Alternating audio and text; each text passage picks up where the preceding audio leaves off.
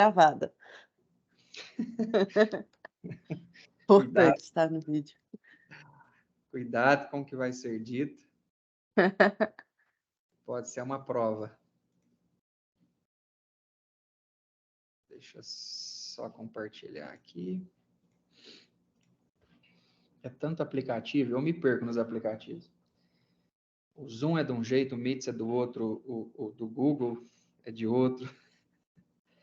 Tá aparecendo minha tela? Ainda não. Tá. Você está compartilhando toda a sua tela. Certo, tá na tela infinita aí, né? Beleza. Bom dia. Está gravando, beleza? Bom dia a todos. Estamos aí com mais ou menos quantas pessoas? Mais umas 12, 13 pessoas. Vamos inaugurar o nosso projeto / Cultura Lean, né? Nessa retomada, na verdade.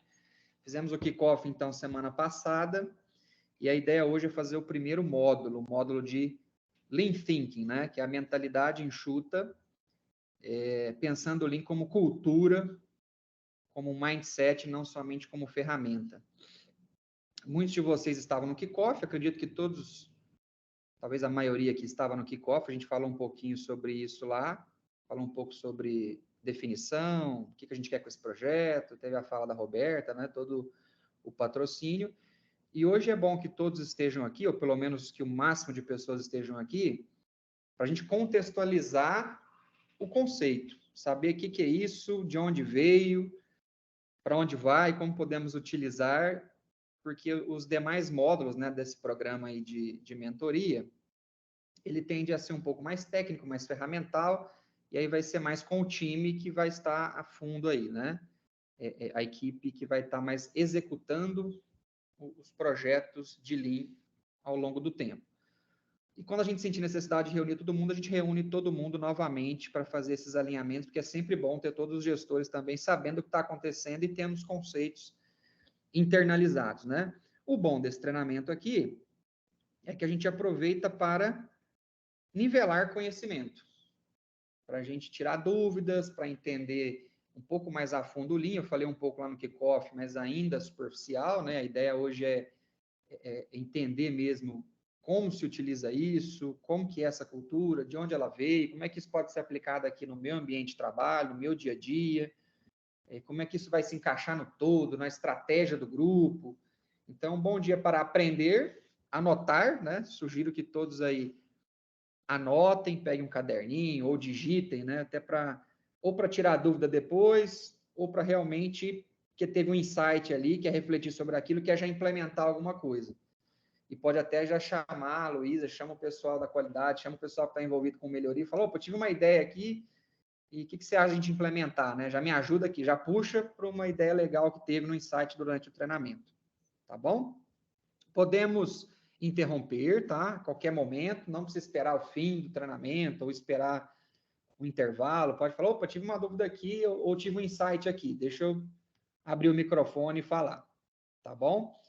E a gente faz, como a gente tem aí essa manhã, a gente pode fazer um break aí mais ou menos no meio também, né? Tem que ter, né? Para a gente respirar, ir no banheiro e comer alguma coisa, enfim, fazer um intervalinho de praxe. Então, beleza, pessoal. Por que o treinamento chama Lean Thinking, né? Como eu disse, o Lean, por ser cultura, princípio, ele está ligado mais ao jeito de fazer as coisas, aos hábitos, né? Ao dia a dia. O complemento da palavra Lean, que seria o Lean Office, o Lean Manufacturing, o Lean Construction, vai para onde ele será aplicado, né? Aí já é o linguajar daquele local onde o Lean será aplicado. Mas o intuito desse treinamento aqui é entender o Lean, porque tem o Lean Six Sigma, com as ferramentas do Six Sigma, tem o Lean aplicado em tal lugar. Hoje a ideia é entender a fundo a definição. Depois a gente vai customizando isso para os complementos, para os locais aonde eu vou implementar, tá? Se tem alguém ainda aqui que não me conhecia, Rafael Saia, da Lure Consultoria, sou um dos sócios aqui da Lure responsável pela área de processos. Então, todos os projetos de consultoria da Lure que envolvem mapeamento, melhoria de processos, implementação de Lean, produtividade, fica comigo, tá? Lembrando que tem o Ronaldo com a estratégia e a Patrícia com a área de pessoas. Então, fica aqui também registrado para quem não me conhece, caso a gente esteja se encontrando pela primeira vez.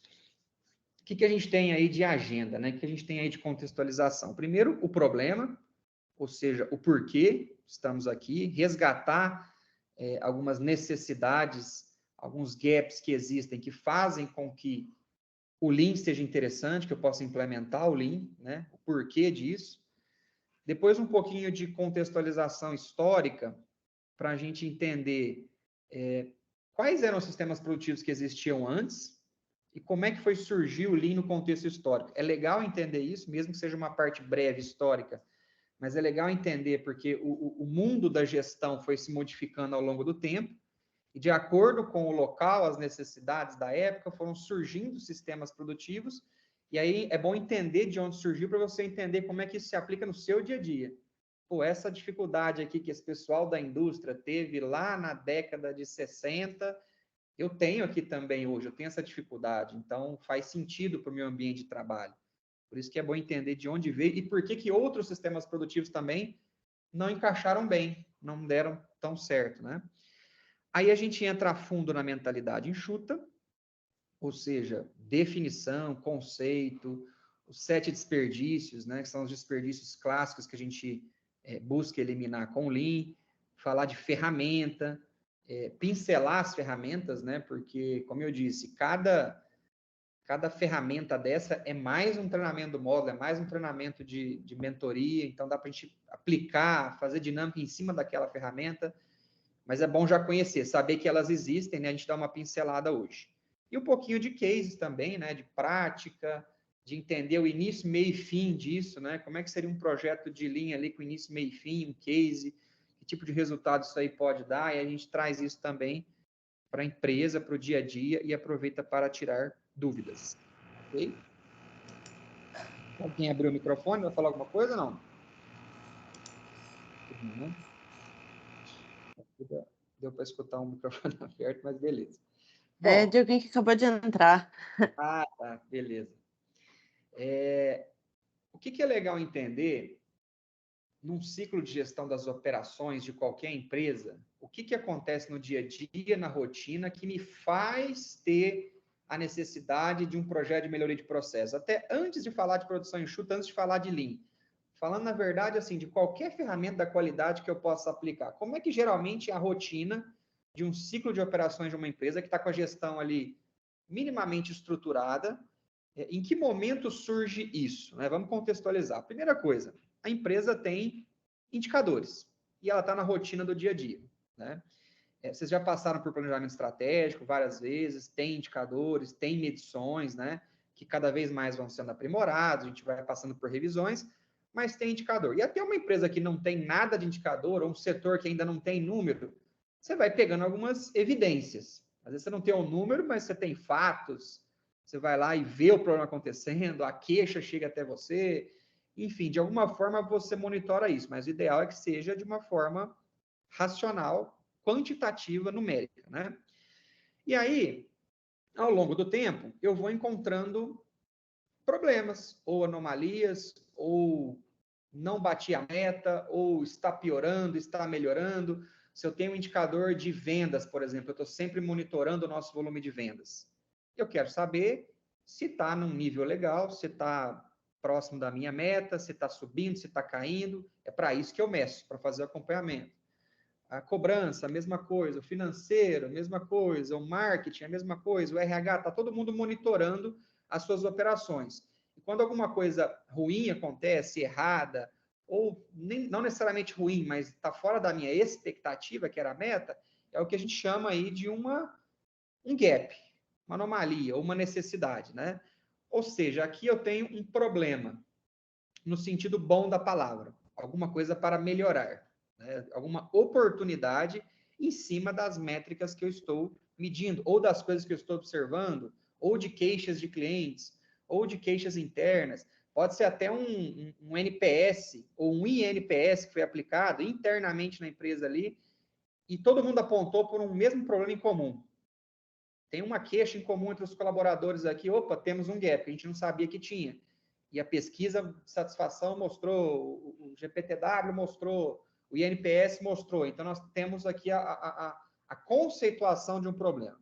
Bom, o que, que eu vou fazer? Basicamente, eu tenho dois caminhos quando eu quero resolver isso. Quero preencher essa lacuna. Ou é uma ação simples, imediata, do tipo, vai lá e faça, cronograma, 5W2H, fulano, vai lá e faz isso, faz esse relatório. TI, libera esse módulo aqui para a gente, libera esse botão, libera essa tela, muda isso. Vai lá e treina tal pessoa, vai lá e implementa essa política. Ou seja, é uma coisa que é uma ação tão simples, única, que não tem muito o que pensar em como fazer. É, na verdade, fazer. Basta que tenha um responsável, né, um prazo, um controle para isso, para saber se fez.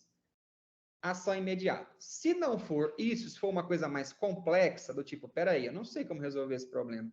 Eu tenho que pensar melhor, eu tenho que entender com os outros departamentos.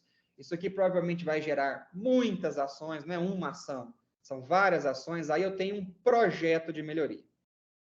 Aí sim, eu tenho que abrir esse projeto, entender o contexto, entender melhor por onde eu vou começar, quem está envolvido. Isso vai gerar um cronograma, enfim, isso vai gerar um acompanhamento, vai gerar um gestor. E alguém vai ter que gerir esse projeto de melhoria, porque a solução dele não está tão clara. Eu preciso parar e pensar, né? E aí, quando eu tenho projetos de melhoria, eu tenho ferramentas clássicas para isso. Eu tenho um raciocínio lógico para resolver isso, que é uma coisa secular, né, que já tem muitas décadas aí, muito tempo nas empresas, que foi a ideia do PDCA, criada lá atrás, aperfeiçoada pelo Deming, né, por um cara chamado Deming, que ele resumiu ali no PDCA as fases de um ciclo de melhoria para resolver um problema. Tanto é que a gente aprende isso aqui na administração, na engenharia de produção, a gente aprende isso aqui em qualquer ferramenta de melhoria, qualquer curso de melhoria, um curso que eu vou fazer de Lean, de Greenbelt, enfim, vai ter essa lógica por trás.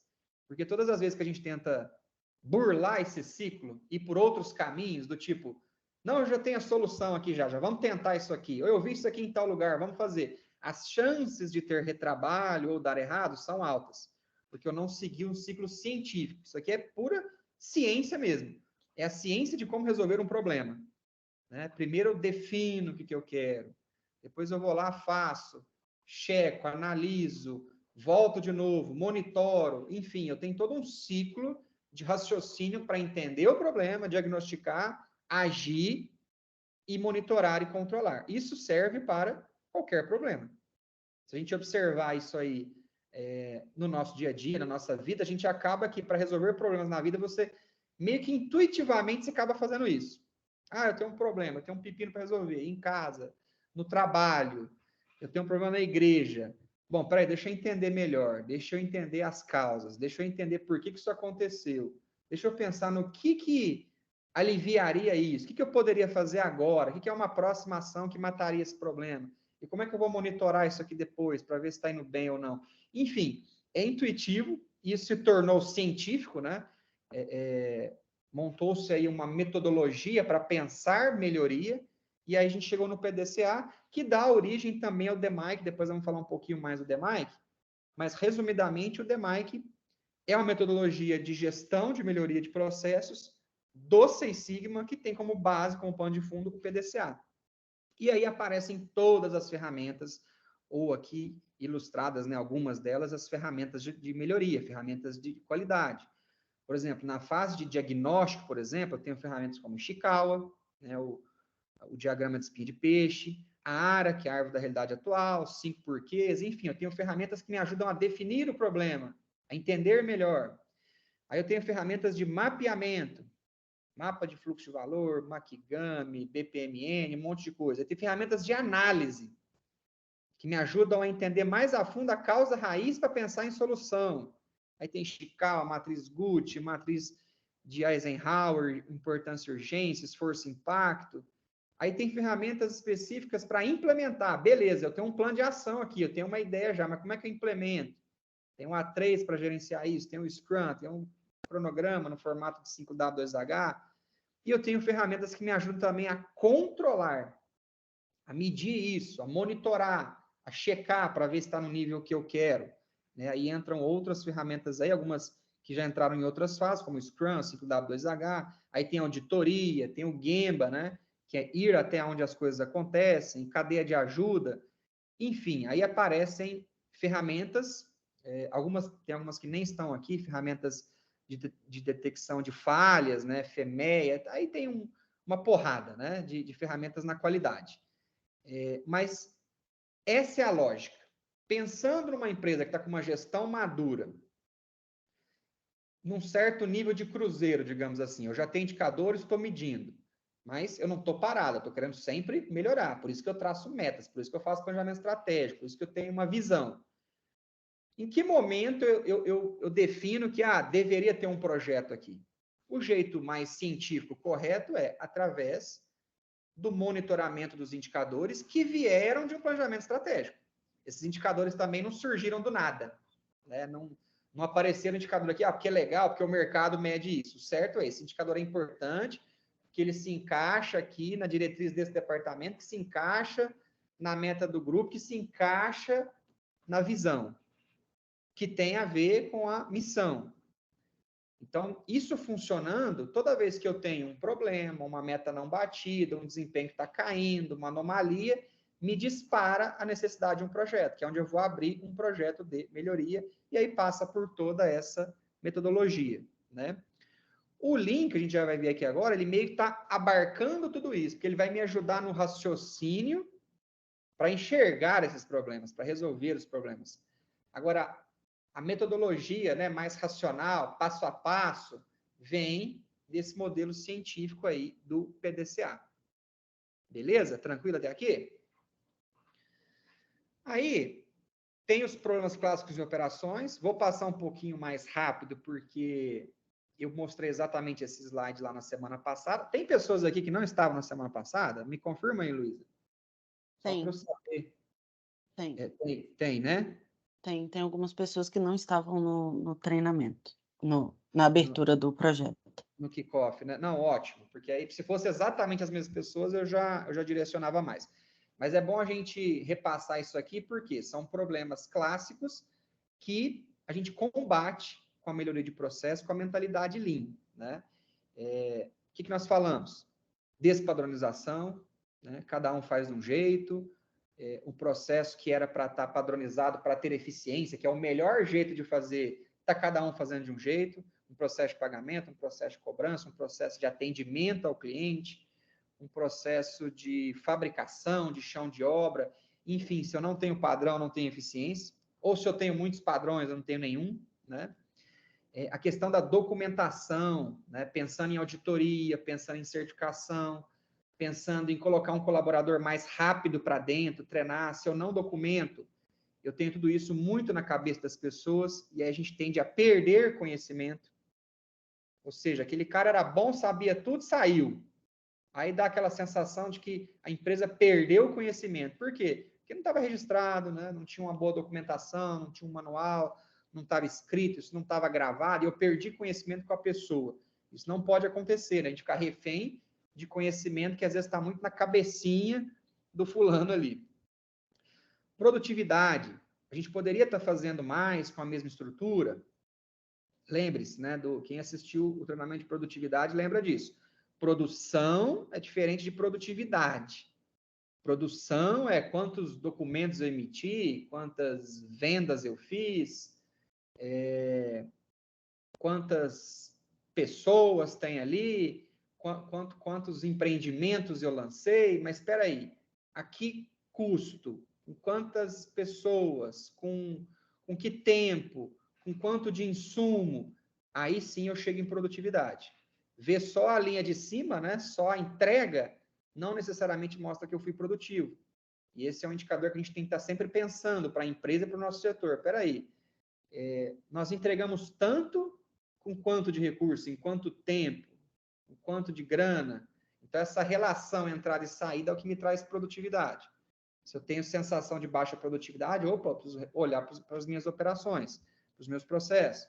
Segurança das informações, as informações se perdem pelo caminho, eu tenho muito vai e vem, retrabalho, gente falou bastante, né, de perguntar para o cliente mais de uma vez a mesma coisa, ou o cliente vai e vem várias vezes, né? O que é uma informação segura? Ela passa pela mão das pessoas uma vez só e vai sempre numa direção. Ela não fica voltando e ela não se perde entre os departamentos, né? Sistema, todos os sistemas que a gente tem, todos os aplicativos, tudo que é automação tem que estar conversando com os processos. Por isso que nesses projetos aqui, que surgirão do Lean a partir de agora, vão ter que obrigatoriamente, acho que a maioria deles, se não for todos, conversar com a TI, ter o alinhamento da TI, porque a TI vai ter o conhecimento do sistema para dizer, opa, isso aqui já faz, ou isso aqui dá para fazer, ou isso aqui já é mais complicado, vamos ter que dar uma readaptada aqui. Mas se a gente usa o sistema e quer automatizar, depois de pensar do processo, depois de definido, a gente tem que já chamar a turma, na verdade a TI vai estar envolvida quase que o tempo todo, né? Para que os processos estejam conversando com o sistema e não esteja cada um olhando para um lado, né? Senão a gente cai na despadronização de novo, que era o primeiro problema lá. Tempo, lead time, os tempos poderiam ser menores, tempo de espera do cliente, seja no telefone, seja quando ele vai no escritório, vai na recepção. Tempo de um departamento pedir uma informação para o outro e chegar. Tempo da TI me responder, do financeiro me responder, né, da cobrança cobrar.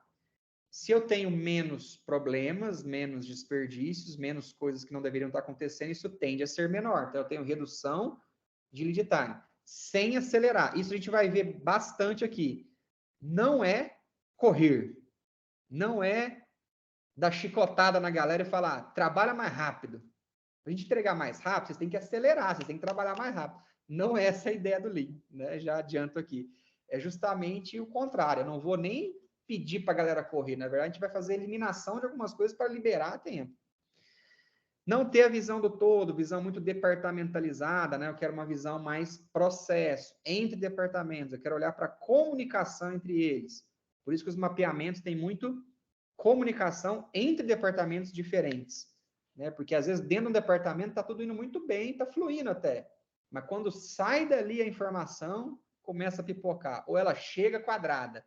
E se ela chega quadrada, eu tenho que voltar, eu tenho que retomar isso. Dificuldade de gestão. Então, todos esses projetos aqui têm que ajudar os gestores a serem gestores. Acho que esse pode ser um grande objetivo, né? De toda essa mentalidade Lean.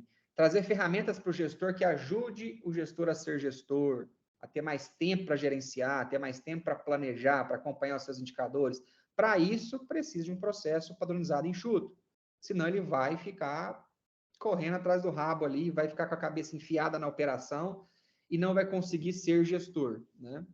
E os indicadores, falamos ali dos indicadores, né, que eles nos mostram as anomalias, os problemas, mas antes disso eu tenho que ter definido, né? Então, vem lá do planejamento estratégico, do desdobramento, até indicadores da operação. Tem uma máxima da gestão que diz que todo mundo numa empresa, absolutamente todo mundo, pode ser medido.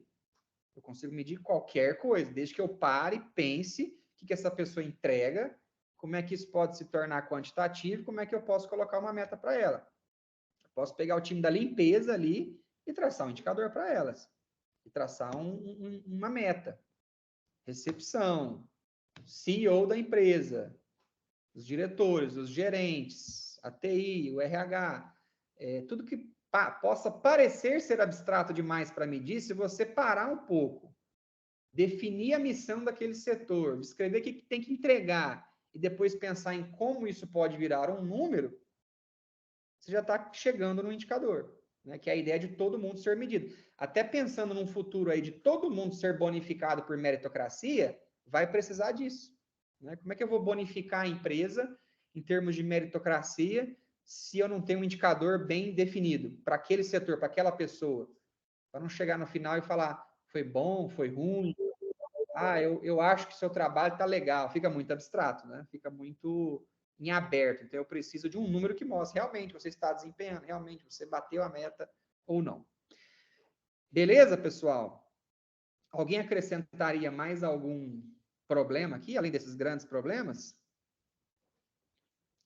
Fiquem à vontade também, porque o treinamento virtual, ele é muito passivo. Diga. Não, e resume bem, né? Assim, eu acho que todo tipo de problema vai se encaixar num desses aqui, né? Com palavra um pouco diferente, mas é bem isso aqui mesmo. Bacana. Quem Não quer que consigo falou? outra classificação, não. É o Kleber. E aí, Kleber, beleza? Se acaba se encaixando, né, Kleber? Ele vai entrar em um desses problemas aí. O resto é desdobramento, né? É ir para o micro, é desdobrar os problemas. Mas por que é bom a gente contextualizar isso aqui? É para entender que, bom, se eu realmente... eu tenho isso aqui, realmente é um gap, é uma necessidade no meu fluxo, no meu departamento. Opa, tem oportunidade. Se eu não tivesse nenhum desses aqui, eu poderia falar, eu não estou precisando de melhoria de processo por enquanto. Que é uma coisa que não existe, né?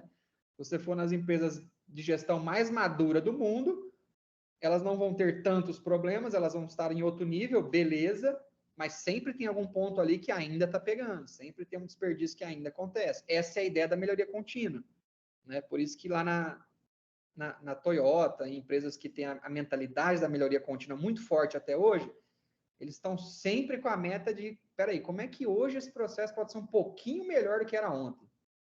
Eu vou apertar esse parafuso aqui hoje de um jeito diferente, que vai me dar 1 segundo. Beleza, é só 1 segundo, mas imagina esse cara pensando assim todo dia, a empresa pensando assim todo dia, todo mundo, durante 50 anos. O que acontece com uma empresa que pensa melhoria contínua, todo mundo, todo dia, durante décadas? É lógico que ela vai para a ponta. É lógico que ela vai ter um diferencial. É lógico que vai ser uma empresa muito mais lucrativa, com satisfação dos colaboradores, com crescimento, com expansão, com marca, né? É inevitável que isso aconteça. A gente tem exemplos aí para seguir, né? Eu acho também que é bem óbvio que, assim, para a gente chegar a esse nível de melhoria de 1 segundo, de 5 minutos, enfim, esse nível micro, assim, de melhoria, é porque o macro ele já foi, assim, maximizado a forma que a gente tem hoje. Então, assim, não adianta a gente pensar assim: "Nossa, a gente podia melhorar e virar, sei lá, o melhor de todos isso aqui", se a gente não melhorar de uma forma macro o nosso processo. Porque a gente pensar só no pequenininho e, assim, não ver o todo, acaba criando meio que um Frankenstein. Então é importante a gente ter uma melhoria do processo como um todo, para depois melhorar o indicador, para ter, assim, essa melhoria de forma ampla em tudo, impactando em tudo. Exato. Por isso que tem que ter alinhamento estratégico, né? Por isso que tem planejamento estratégico para desdobrar isso, até para ver, bom, esse projeto que a gente está pensando aqui, ele ataca onde, ele melhora que indicador e como é que isso contribui para o todo. Tem que estar sempre revisando isso, né? Não pode ser uma coisa isoladinha ali de alguém fazendo sozinho e o restante não sabendo nem que aquele projeto existe. Ou pior, pode ter 2 projetos em paralelo na empresa que eles estão meio que fazendo a mesma coisa. Eles estão querendo a mesma coisa, mas como nunca se conversou, eles estão lá tentando de formas diferentes, mas estão tentando a mesma coisa. Por isso que tem que ter alinhamento. E complementando, tem a questão do mato alto. Né? O que é o mato alto? Quando o mato está alto, tem muita coisa para eu cortar que está óbvio, que está na minha cara. Depois eu me preocupo com a graminha baixa. Primeiro eu vou ter que dar a machadada aqui, para depois ir com a tesourinha lá e fazer o ajuste fino. E não querer fazer o contrário, né? Eu falei aqui da melhoria de 1 segundo, né? Eu vou querer fazer a melhoria de 1 segundo, mas se tem um negócio aqui de 2 horas que dá para eliminar para reduzir para 1h30, vou atacar primeiro aqui o negócio de 2 horas para cair para 1h30. E quando eu estiver no nível de 1 segundo, eu vou estar melhorando de segundo em segundo. Né? Isso acontece muito na indústria, né? Por que eu vou querer acelerar essa máquina aqui, reduzir o tempo de ciclo dela, se tem um estoque gigantesco aqui que está muito mais caótico, muito mais lento, e não adianta nada eu acelerar a máquina. Você tem um problema antes da máquina. Você tem um problema da máquina estar parada, talvez. Tá? Essa mesma lógica para o Office também. Eu quero eliminar primeiro as grandes paradas, os grandes retrabalhos, as grandes perdas, para depois fazer ajuste fino. né? Senão eu não vejo ganho lá na frente. Evolução dos sistemas produtivos. Vamos entender, então, a lógica disso. Nós passamos, ao longo da história, por 3 grandes momentos em termos de sistemas produtivos de operações, tá? Um do século passado, que é a produção artesanal. Depois, mais ou menos, no início ali do século XX, né? Retrasado, na verdade, né? A produção artesanal. Depois, no século XX, com produção em massa. Depois, no século XXI, na verdade, um pouco antes, mas já trazendo para o nosso momento atual, a produção enxuta, tá? São 3 grandes momentos, 3 grandes ciclos. E dentro disso aconteceu muita coisa, obviamente. E aí nós vamos entender o que tinha lá atrás, o que tem hoje, o que mudou do mercado, e em que contexto surgiu a produção enxuta, a mentalidade Lean. E por que ela não foi embora? Esse é um ponto importante também, né? Que a produção enxuta já tem décadas. Nós estamos falando de pós-Segunda Guerra Mundial. Por que não acabou? Já não é um negócio que era para ser velho, ultrapassado, e agora nós temos uma outra coisa. Nós temos, por exemplo, a produção ágil, a gestão ágil, já não vem para substituir o Lean? Não. Nós vamos ver por que não. Por que o Lean não morreu, digamos assim, não ficou velho, né? Vamos por partes. O que é a produção artesanal, pessoal?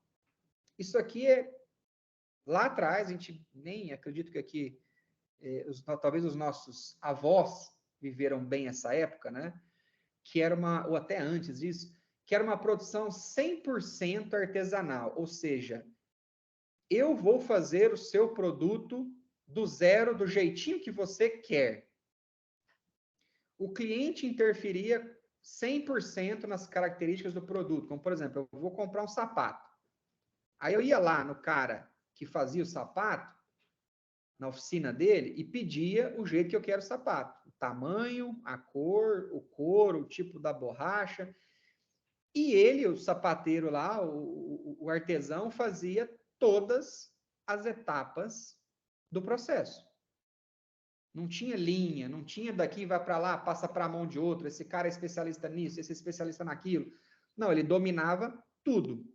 Toda a montagem, todo o corte, toda a configuração do sapato, enfim. Mão de obra extremamente especializada. Por outro lado, tinha padronização? Pouca ou nenhuma, né? Porque cada um pedia uma coisa, cada hora era de um jeito, então eu tinha um processo eficiente, rápido e padronizado nesse tipo de produção? Não, né? Eu tinha uma flexibilidade altíssima, ou seja, peça o que você quiser, mas um volume baixíssimo. Nessa época, tinha carro também, existiam automóveis, só que eram automóveis altamente customizados. E só uma pessoa muito rica podia ter carro. Tinha que ter muita grana, tinha que ter muito capital para investir, para falar, vou ter um carro. Porque ele ia lá, escolhia o carro do jeito que ele queria, com o motor que ele queria, com o chassi que ele queria, do jeito que ele queria, e o cara ia montar o carro para ele do zero. E era uma coisa despadronizada total, né? Volume baixo, e num valor agregado altíssimo. Então, isso é o que a gente chama de produção artesanal, uma super interferência do cliente, a mão de obra totalmente especializada, flexibilidade altíssima, mas não tinha eficiência nem volume, né? Não tinha foco nenhum em volume.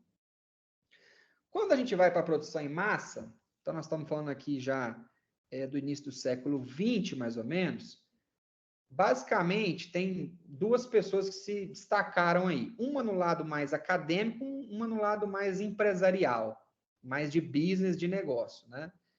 Tinha o Taylor, na parte científica, estudando e mostrando as características da produção em massa, e tinha o Ford, o Henry Ford, já iniciando a fabricação de carro em larga escala. A gente está pegando aqui agora a indústria automobilística, né? Porque a história vem de lá. As grandes práticas de gestão começaram a aparecer lá, depois se replicou para o mundo inteiro. E aí, pegando essa linha aí do carro artesanal, passando agora para o carro na produção em massa. O que foi a sacada do Ford nessa época? Ele falou, bom, eu tenho um desejo de que todas as pessoas possam ter carro, que o carro seja mais democrático, seja uma coisa mais fácil de adquirir, né? Que seja uma coisa mais acessível. Para isso, eu não posso fazer carro do jeito que é feito hoje.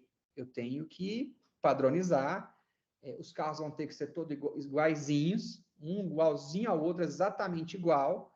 Eu vou ter que criar linhas de produção. Não dá para uma pessoa só fazer tudo, eu vou ter que colocar muita gente, porque vai ter que sair muito carro, que é para vender muito. E para que tenha um preço baixo, eu preciso de escala, eu preciso de volume, eu preciso de diluir meus custos fixos, porque eu vou ter muita gente, vou ter espaço, vou ter uma porrada de máquina, então eu preciso de volume. Foi aí que começou-se, né, a configurar a produção em massa, ou seja, a produção repetitiva. Produção de um produto igual várias vezes, em escala, né, para que os preços possam cair. Aí tem algumas coisas aí que aconteceram na época, que foi o surgimento do famoso modelo do Ford T, né, em 1908, que era o modelo a ser comprado. Então, olha como inverte a perspectiva. Antes o cliente ia lá e falava, eu quero assim, desse jeito, nessa configuração, interferência total. Agora, a interferência do cliente passou a ser, nesse momento aqui, praticamente zero. Ah, você quer comprar um carro da Ford? Quero. Você pode escolher qualquer um, desde que seja o Ford T preto, beleza? Sendo Ford T preto, você pode escolher qualquer um. Era o que tinha, então ele empurrava isso para o mercado. É o nosso modelo de carro. Mas aí o custo médio, né, caiu, a gente pode ver a magnitude, caiu de $5.000 para $850, volumes altíssimos, né? E tudo isso aqui com muitas pessoas trabalhando e cada uma fazendo uma tarefa. Olha como é que descentralizou as tarefas. Agora eu não preciso mais contratar um artesão. Eu contrato um cara que não sabe nada e só ensino ele a apertar parafuso. Eu contrato um outro cara e ensino ele a só colocar a roda. Esse cara só vai fazer isso. Eu consigo ensinar ele rápido. Eu contrato um outro cara que só vai pintar. E o outro só vai fazer logística. E o outro só vai colocar o capô. Enfim, descentralizei, padronizei e volume, né? Produção elevada. Algumas coisas que ajudaram muito nessa época aí foram as peças intercambiáveis, ou seja, sempre tem aquele ajuste na peça. Isso tornou a montagem possível. Foi nessa época aqui que teve a capacidade de usinagem, uma tecnologia que ajudou muito também, e padronizou tudo. Todos os ajustes, todo o jeitinho de fazer um carro. Aí ele conseguiu chegar nesse nível, né? Tem um filme que retrata muito bem essa época aqui, que é aquele filme do Charles Chaplin, né? Chama Tempos Modernos, que talvez nem todo mundo tenha visto o filme, mas pelo menos deve ter visto aquela cena, né, do Charles Chaplin numa fábrica, no meio das engrenagens, para lá e para cá, apertando parafuso o dia inteiro. Aí ele volta para casa e ele até sonha que ele está apertando parafuso, ele não para nem de mexer a mão, porque ele só faz aquilo, ele só sabia fazer aquilo, era a função dele, porque o foco era volume, né? Então você tinha um foco muito em produtividade, variedade baixíssima ou praticamente inexistente, máquinas mais caras, mais dedicadas, só fazendo aquilo ali o tempo todo, né? Então eu tenho alto volume, baixa flexibilidade, ou seja, é o oposto da produção artesanal. Produção em massa, o oposto da produção artesanal. Aqui o foco era pauleira. E aqui a configuração das linhas de montagem de carro, isso é uma coisa que tem até hoje, né? Essa é uma coisa lá do Fordismo que ele criou, que ele projetou, e que se você for uma montadora hoje, como é que é uma linha de montagem de carros? É daquela forma, um carro atrás do outro, as peças vão chegando, eles vão montando e o carro vai andando, né? Mas obviamente com várias outras mudanças. Mas o conceito de linha de produção surgiu aí nessa época, tá? Produção em massa. Aí começou a surgir alguns problemas. Como a gente já sabe, né? Como a gente já está aqui em 2023, a gente já sabe os problemas que devem ter surgido ali em algum momento que começou a, vamos dizer assim, serem críticos da produção em massa, né? A mostrar que, olha, a produção em massa não é tão legal assim. Apesar de democratizar, de levar os produtos às pessoas de uma forma mais barata, mas com o passar dos anos, principalmente no pós-guerra, o que começou a acontecer? Bom, antes eu tinha um ciclo de produto muito longo. O mercado atual aceita isso? Um produto que fica nesse ciclo, nesse tipo que ele é hoje durante muitos anos ou muitos meses. Não, o mercado atual quer coisa nova, quer novidade. Isso serve para a indústria, para o mercado imobiliário, para a saúde, para quando você vai no shopping comprar alguma coisa, serve para todo mundo. O cliente ficou mais exigente. Ele não quer ir lá e ver um negócio que, nossa, mas isso aqui ainda é assim? Né? O ciclo do produto tem que ser menor. Tem que cativar o cliente, tem que ter alguma coisa de novidade. O empreendimento hoje tem que trazer alguma coisa de novidade que o cara bate o olho e fala, opa, que legal isso aqui. Isso aqui é uma coisa já moderna, nova, né? Diversidade baixa, hoje alta. Você quer cardápio, você quer escolher, você quer opções, né? O mercado ficou assim. Antes, o foco era no preço em escala. Vamos fazer muito, que aí o preço cai. Não tinha nenhum interesse em saber o que o mercado quer mesmo. Agora o foco é em flexibilidade. Beleza, eu preciso ter custos baixos e controlados, mas eu tenho que ser flexível. Eu não posso ficar engessado num tipo de serviço só, tipo de produto só. Antes tinha preocupação com qualidade? Quase nada. No máximo, a qualidade do produto, mas se desse algum problema, de quem que eles iam pedir manutenção e comprar de quem? Da gente de novo. Então nem tinha tanto foco em qualidade assim, porque esse cara vai precisar de mim eternamente, comprou o produto de mim, e aí vai dar pau no carro que ele comprou, esse cara vai precisar da minha peça, da minha manutenção. Então é outra preocupação, né? Hoje, os consumidores são muito mais exigentes, querem qualidade, e hoje você tem uma porrada de concorrente. Se você não foi feliz aqui, você vai no outro. Se essa empresa não está te agradando, você mete o pau nela. Você vai lá na internet e critica. Você troca de fornecedor. Você troca de empresa porque não está te atendendo. Antes, o foco era em volume alto, hoje o foco é em atendimento rápido e bom. Né? Então, assim, eu quero ter volume? Quero, mas se eu não tiver uma rápida responsividade, né, responder rápido ao mercado, eu estou morto também. Eu não vou conseguir sobreviver porque as coisas estão mudando, estão cada vez mais rápidas, o cliente mais exigente, eu preciso me encaixar nisso. Eu preciso estar rápido para me encaixar nisso. Foi aí que surgiu a necessidade de uma lógica nova. E aí surgiu uma empresa, bem nesse contexto aí, no pós-Segunda Guerra Mundial, que era uma antiga empresa de tecelagem, olha só, era da indústria têxtil, mexia com tecelagem, e eles começaram a fabricar carros. E aí, nesse pós-guerra aí, eles estavam produzindo carros pós-Segunda Guerra, tá? Estamos falando ali de final da década de 40, início da década de 50. Eles começaram a fabricar carros mais barato e mais rápido do que os americanos. Lembrando que na época aí, quem dominava o mercado automotivo, né, no mundo? Ford e GM, os grandes fabricantes, né? E aí surgiu uma empresinha lá que ninguém conhecia, que não tinha nada de novidade, nem era conhecida, num país que estava destruído. Só relembrando, como é que estava o Japão mesmo nesse pós-Segunda Guerra Mundial, né? Mesmo a gente que não estava vivo nessa época aí, mas a gente sabe da história, né? Nessa época aí tinha acabado de cair 2 bombas lá, o Japão totalmente destruído, né? Desmotivado, tanta população, a economia, um país que já é pequeno, que já tem um monte de problema de terremoto, um monte de coisa acontece lá. Depois de uma guerra, ou seja, tinha tudo para demorar muito para eles se recuperarem, né? Mas surgiu uma montadora de veículos lá batendo os americanos, que saíram totalmente por cima da guerra, né? E essa empresa se chama Toyota, que está aí até hoje, né? Então o pessoal ficou assim, tipo, o que esses caras estão fazendo? Quem são esses caras? Fazendo carro de qualidade, mais rápido, mais barato, né? Então foram começar a entender o que estava acontecendo lá. Os engenheiros da Toyota na época, né, eles começaram a ir nos Estados Unidos também para ver o que os americanos estavam fazendo lá.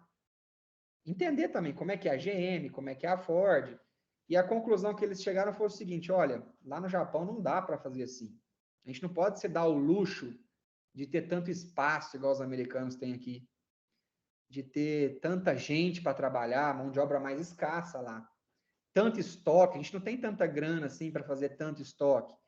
Enfim, gostamos do que vimos aqui, mas a gente tem que readaptar completamente lá no Japão, na Toyota. A gente tem que usar muito mais a criatividade, usar o que a gente tem de melhor, de reorganização, de organização, para fazer mais com os recursos que a gente tem, porque a gente não tem grana para se dar o luxo de esbanjar, de ter muita gente, muita indústria, muito espaço.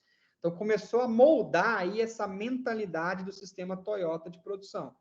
E se a gente parar para pensar, na verdade, não é uma coisa só da Toyota, né, pessoal? É uma coisa do Japão, da cultura oriental, né? Quem já foi para lá ou já viu coisa de lá, né, já viu notícia de lá, sabe que eles são muito bons em aproveitar recursos, que eles são muito bons em otimizar espaço, né? Por isso que é tudo muito verticalizado. Por quê? Porque o ambiente forçou a isso também. Não tinha como os japoneses quererem muita abundância de espaço, porque o país já é pequeno, já é uma ilha. Tem um pedaço da ilha que não dá nem para morar, tem terremoto, tem um monte de problema. Então, eles foram forçados, digamos assim, né, uma cultura que se adapta a trabalhar com poucos recursos. Pouca gente, desmotivação, num pós-guerra. Então, toda essa ideia de olhar para uma estrutura, para um processo, para uma empresa, e se readaptar com criatividade, com reorganização, com padrão, para ser mais produtivo, é o que moldou o sistema Toyota de produção. Repare que, por enquanto, a gente está falando o quê? Sistema Toyota de produção, que era o sistema deles. Era o que eles criaram lá para a própria Toyota, né? Quais eram essas características do sistema Toyota de produção? Alta produtividade e alta variedade. Ou seja, eu preciso das duas coisas. Eu preciso de volume, que hoje tem muita gente, tem muito mercado, muita gente querendo, tem demanda, mas eu também tenho que ser flexível, tenho que ter variedade de produto, tenho que atender o cliente bem, rápido, tenho que deixar ele feliz, ele tem que ter opção de escolha. Então, é que meio como se eu pegasse um pouco da produção artesanal e um pouco da produção em massa, as duas grandes características das duas, e juntasse, e misturasse. Aí eu tenho esse mercado para o qual o sistema Toyota de produção foi pensado, foi feito, que mais tarde foi ser chamado de Lean, de produção enxuta. Quando veio para o Ocidente, foi chamado de produção enxuta. Um pessoal de uma universidade americana, chamada MIT, eles foram lá investigar o que esses japoneses estavam fazendo. Já que eles se destacaram, né, em qualidade, em carro, então montaram um grupo de pesquisa para ir lá entender o que esses caras estão fazendo, como eles trabalham, como eles vivem, como eles se reproduzem, para saber como eles fazem carro assim, se é uma indústria totalmente, né, sem nome, lá no Japão, no meio do nada. E aí eles escreveram até um livro, que é um dos livros que eu vou recomendar aqui, contando essa historinha toda, entendendo isso. E aí eles batizaram, né, o Ocidente batizou isso de Lean, de produção enxuta, né, de produção magra, de produção sem gordura. O que eu quero com o Lean? Custo de oportunidade, não qualidade, de mudança, ou seja, custos em geral cair, área ocupada cair, problemas caírem, desperdícios caírem, para aumentar o quê? Ser mais rápido para o mercado, confiabilidade na entrega, produtividade, lucratividade, enfim, tudo de bom que a gente quer aí, sustentabilidade, todas as coisas que a gente quer melhorar na empresa, né? Reduções de alguns custos, agilidade, aumento de produtividade, lucratividade, etc. A gente começou a ter esse foco. E aí, depois dessa pesquisa, de ir lá, de entender os japoneses, de entender a Toyota e trazer isso, começou a ficar famoso aqui no Ocidente, né? Aí começou a ter uma propaganda interna no Ocidente sobre essa filosofia de produção que se proliferou pelas próprias indústrias americanas, concorrentes, né? Então, você vê ali que depois de 45, depois do pós-guerra, depois de descobrir a Toyota, entender o que eles estavam fazendo lá, a própria GM e a própria Ford começaram a copiar isso também. Essa ideia, né, de enxugar, de trabalhar com menos espaço, essa ideia de chegar numa produção e falar assim, opa, mas peraí, por que a máquina está parada? Não adianta eu ter uma máquina muito rápida, moderna, de última geração, a mais rápida do mercado, se ela está parada. Se ela está parada porque está faltando peça. Se ela está parada porque está em manutenção, está quebrando muito, porque esqueceram de trazer aqui, porque não sabe ainda o que vai fazer, qual que é a próxima ordem de produção, qual que é o próximo pedido. Né? Então, esse confrontamento, esse questionamento, aí os americanos começaram a pegar isso também. E aí aquele livro, né, que eu falei, que conta essa historinha, A Máquina que Mudou o Mundo, é esse livro aqui, do Womack, que é o cara que oficializou essa pesquisa lá do MIT, escreveu um livro e jogou isso para o mundo inteiro. Então, isso aí começou a sair de indústria automobilística e foi para indústria em geral, foi para todas as indústrias. O pessoal sacou que, peraí, isso aí não é só para carro, não é um negócio só para manufatura. Peraí, isso aí dá para serviços também, é a mesma lógica. Né? Por isso que nasceu daí o Lean Office, a mentalidade Lean aplicada ao escritório. O outro lá falou, peraí, mas isso aí dá para aplicar na construção civil também? Uma obra é igual uma fábrica, tem gente andando, tem insumos, tem matéria-prima, tem tempo para executar, tem papelada, e aí o cara aplicou e se consolidou o Lean Construction. Né? Um médico de um hospital americano foi visitar fábricas da Toyota, foi entender isso e começou a trazer isso para o hospital. Né? Foi um cara que teve coragem de falar, peraí, isso aí dá para aplicar no hospital também, a mesma lógica. Eu tenho paciente entrando, saindo, eu tenho material, medicamento, eu tenho sala cirúrgica, eu tenho setup, eu tenho um monte de coisa. Então, ele começou a trazer os conceitos, padronizar com foco no paciente, aí criou-se o Lean Healthcare. Então, tudo isso aqui, pessoal, é a mesma lógica e vem de uma mesma origem, né? Que é essa mentalidade enxuta lá do sistema Toyota de produção. E aqui essa linha do tempo meio que resume isso, desde a produção em massa até isso aqui chegar no mundo, né? Até isso aí ser disseminado para o mundo inteiro. Beleza, agora vamos entrar uma Rafael, vez visto. Oi, pode falar. Tem um filme interessante, você falou sobre o filme lá do Charlie Chaplin, né, da questão da produção em massa, e depois você migrou aí pro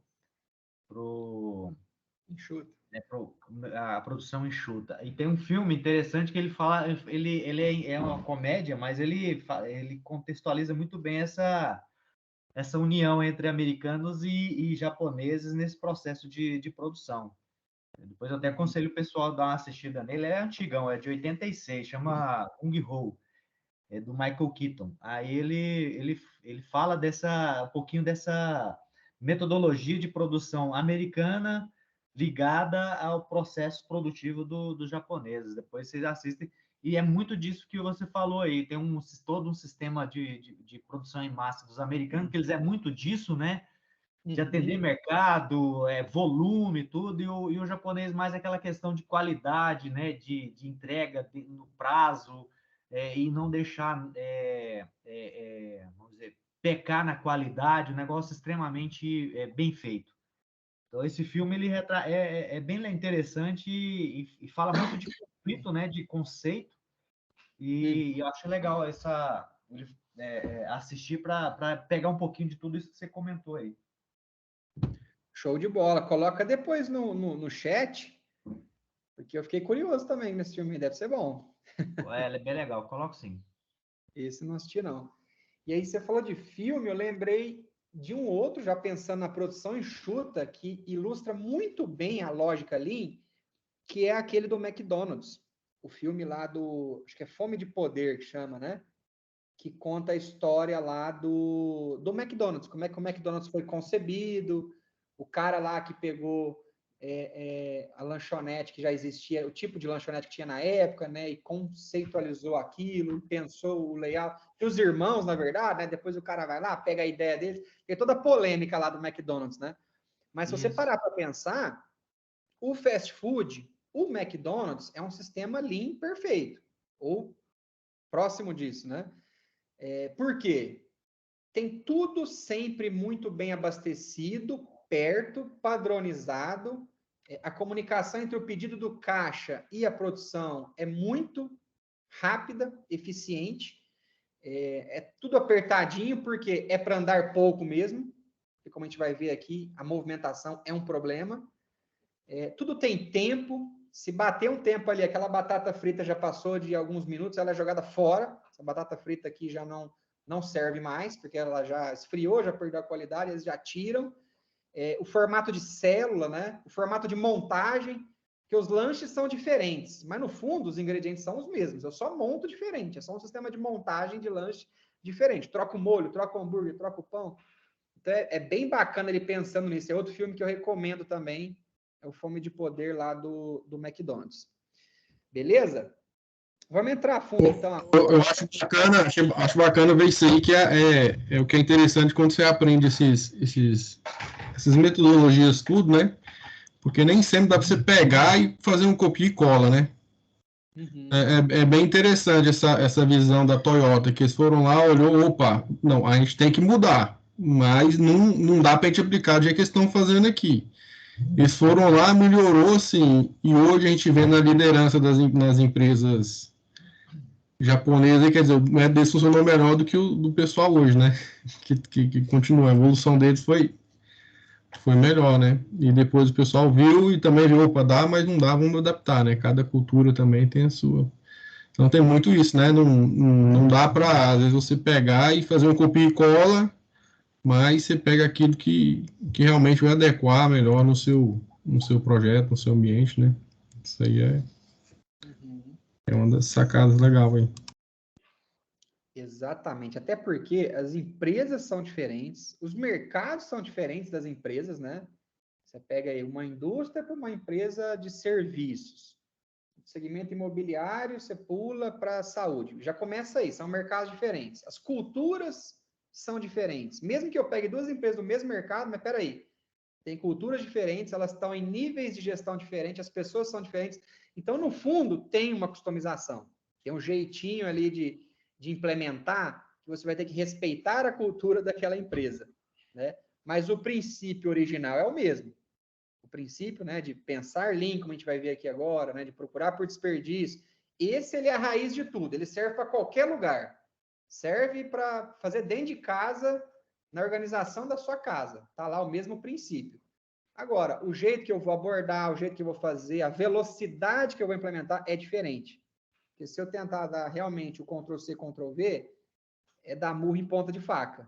Porque, peraí, não, aqui nós temos um outro tipo de cultura, aqui a abertura para melhoria é baixa, aqui é alta, aqui a gente tem patrocínio da diretoria, aqui o patrocínio da diretoria já não está tão bom, o pessoal não está acreditando, então tem velocidades diferentes. E a gente, como consultor, tem que respeitar isso, senão a gente nem dava consultoria. Né? Se eu chegasse nas empresas e falasse, é assim, porque tal empresa está fazendo assim, é o certo, vocês têm que seguir esse caminho. Cara, não daria certo nem o primeiro projeto, né? Porque não uma coisa que eu era revoltado quando estava na faculdade é que os metodologias só falavam o que tem que fazer, mas não como tem que fazer. E eu falo, não, mas os caras não dão nem um exemplo para a gente entender, né? Porque não tinha experiência, né? Mas depois a gente entende, vai adquirindo experiência, vai entendendo por que ninguém fala como que vai ter que fazer, mas o que precisa ser feito, né? Agora o como é da particularidade aí o como os caras vendem. Vende curso, vende... Por isso que você está... Tem também o lado, né? Todo mundo aqui que fez faculdade ou algum curso tem esse lado também acadêmico da coisa, né? Às vezes, quem estava passando o conteúdo também, se o cara é muito acadêmico, teve pouca experiência de mercado, é até difícil para ele falar como fazer isso. Não é nem que ele não quer, não, ele quer guardar segredo, não. É que às vezes a pessoa tem dificuldade porque ela conhece muito bem a teoria, né? Mas quando vai para a parte prática de um case, é diferente, né? É diferente realmente. Eu tive a felicidade, no meu último ano de graduação, em engenharia de produção lá em São Carlos, o professor de Lean, primeiro contato que eu tive com Lean, né, o professor era uma matéria de PCP, ele ensinou Lean. Ele era consultor, era de mercado. Então, ele falava uma coisa e dava um exemplo. Falava uma coisa e mostrava um case. Aí eu falei, pô, agora eu estou entendendo essa matéria. Agora eu estou entendendo onde esse cara quer chegar, porque além de professor, ele era de mercado. Estava acostumado, tal, trabalhou em indústria. Então, tudo fica muito mais fácil. Quando o negócio é muito acadêmico, realmente a gente fica um pouco preso, né? Mas será que dá para fazer isso aqui mesmo? Mas que jeito, né? Onde? É normal. Então, vamos lá. Definição de produção enxuta, né? De acordo com tudo que a gente viu até aqui agora, a produção enxuta é, resumidamente, identificar, procurar por desperdícios e eliminar ou reduzir ao máximo. Então, eu quero olhar para um fluxo produtivo, para uma empresa, para os fluxos que tem lá dentro. Eu quero identificar coisas que não deveriam estar acontecendo e eliminar ou reduzir ao máximo. Né? Atenção para isso. O que é eliminar? Eliminar é o facão, é cortar. Essa atividade aqui vai deixar de existir. Essa movimentação, esse estoque vão deixar de existir. Reduzir ao máximo eu não consegui eliminar isso aqui, mas dá para ela ser um pouco menor, essa atividade. Dá para ela ser mais rápida. Dá para esse lead time aqui ser um pouco menor, mesmo sem eliminar. Então, olhar para isso, esse enfoque, vai construir a mentalidade Lean. Mas espera aí, o que é desperdício? Estamos falando muito de desperdício, né? A primeira coisa que vem na nossa cabeça desperdício é aquela coisa que eu jogo fora, né? Quando eu jogo comida fora, é desperdício. Quando eu jogo papel fora, quando eu jogo coisas que eu comprei que venceu, que está na obsolescência, é desperdício. Lotes não vendidos, pô, isso aqui por enquanto é um desperdício, enquanto ele não é vendido, né? A gente gastou uma grana para fazer. Enfim, muitas coisas vêm à nossa cabeça. Mas qual que é a definição teórica disso, né? Qualquer atividade que eu esteja executando no meu dia a dia na empresa, que não está agregando valor ao meu cliente, aos olhos dele, não agrega valor, é desperdício. Então, mentalidade Lean. Ou eu vou eliminar, ou eu vou reduzir ao máximo essa atividade. Repara que apareceu uma figura aí no meio, né? Cliente. Ele está comprando... Cliente, pessoal, lembra sempre, é o cliente final ou interno na empresa. Eu tenho vários clientes dentro da empresa também. Estou fornecendo um serviço para ele, uma informação. Ele está me comprando alguma coisa, né? Comprando entre aspas. Ele está me pedindo alguma coisa. Nesse fornecer para ele, eu faço um monte de atividades. Tem um monte de coisa acontecendo. Tudo aquilo que agregou valor para o que ele está pedindo, para o serviço que ele está me pedindo, para a informação que ele está me pedindo, ótimo, mantém. Tudo que não agregou valor, eu quero eliminar ou reduzir ao máximo para ficar mais enxuto, para ficar fluxo mais magro, mais direto, mais produtivo. Calma que a gente vai ter mais exemplos para entender isso melhor. O que deixa isso aqui mais claro? Essas atividades que a gente faz no dia a dia, tudo, pega a sua rotina. Você pode classificar essas atividades da sua rotina, do seu departamento, em 3 grandes classes, 3 grandes grupos. O primeiro ela agrega, o segundo ela não agrega, e o terceiro ela não agrega, mas é necessária. Que vai bem nessa questão de, peraí, consigo eliminar ou consigo reduzir? Seriam essas duas aí que não agregam, né? Mas se você olhar, né, eu sou do comercial, beleza. Bom, eu tenho vendas para serem feitas. Na minha rotina aqui, eu faço um monte de coisa. Eu faço reunião, eu preencho um pedido, eu lanço coisas no sistema, eu converso com o cliente, eu faço um monte de coisa numa rotina comercial.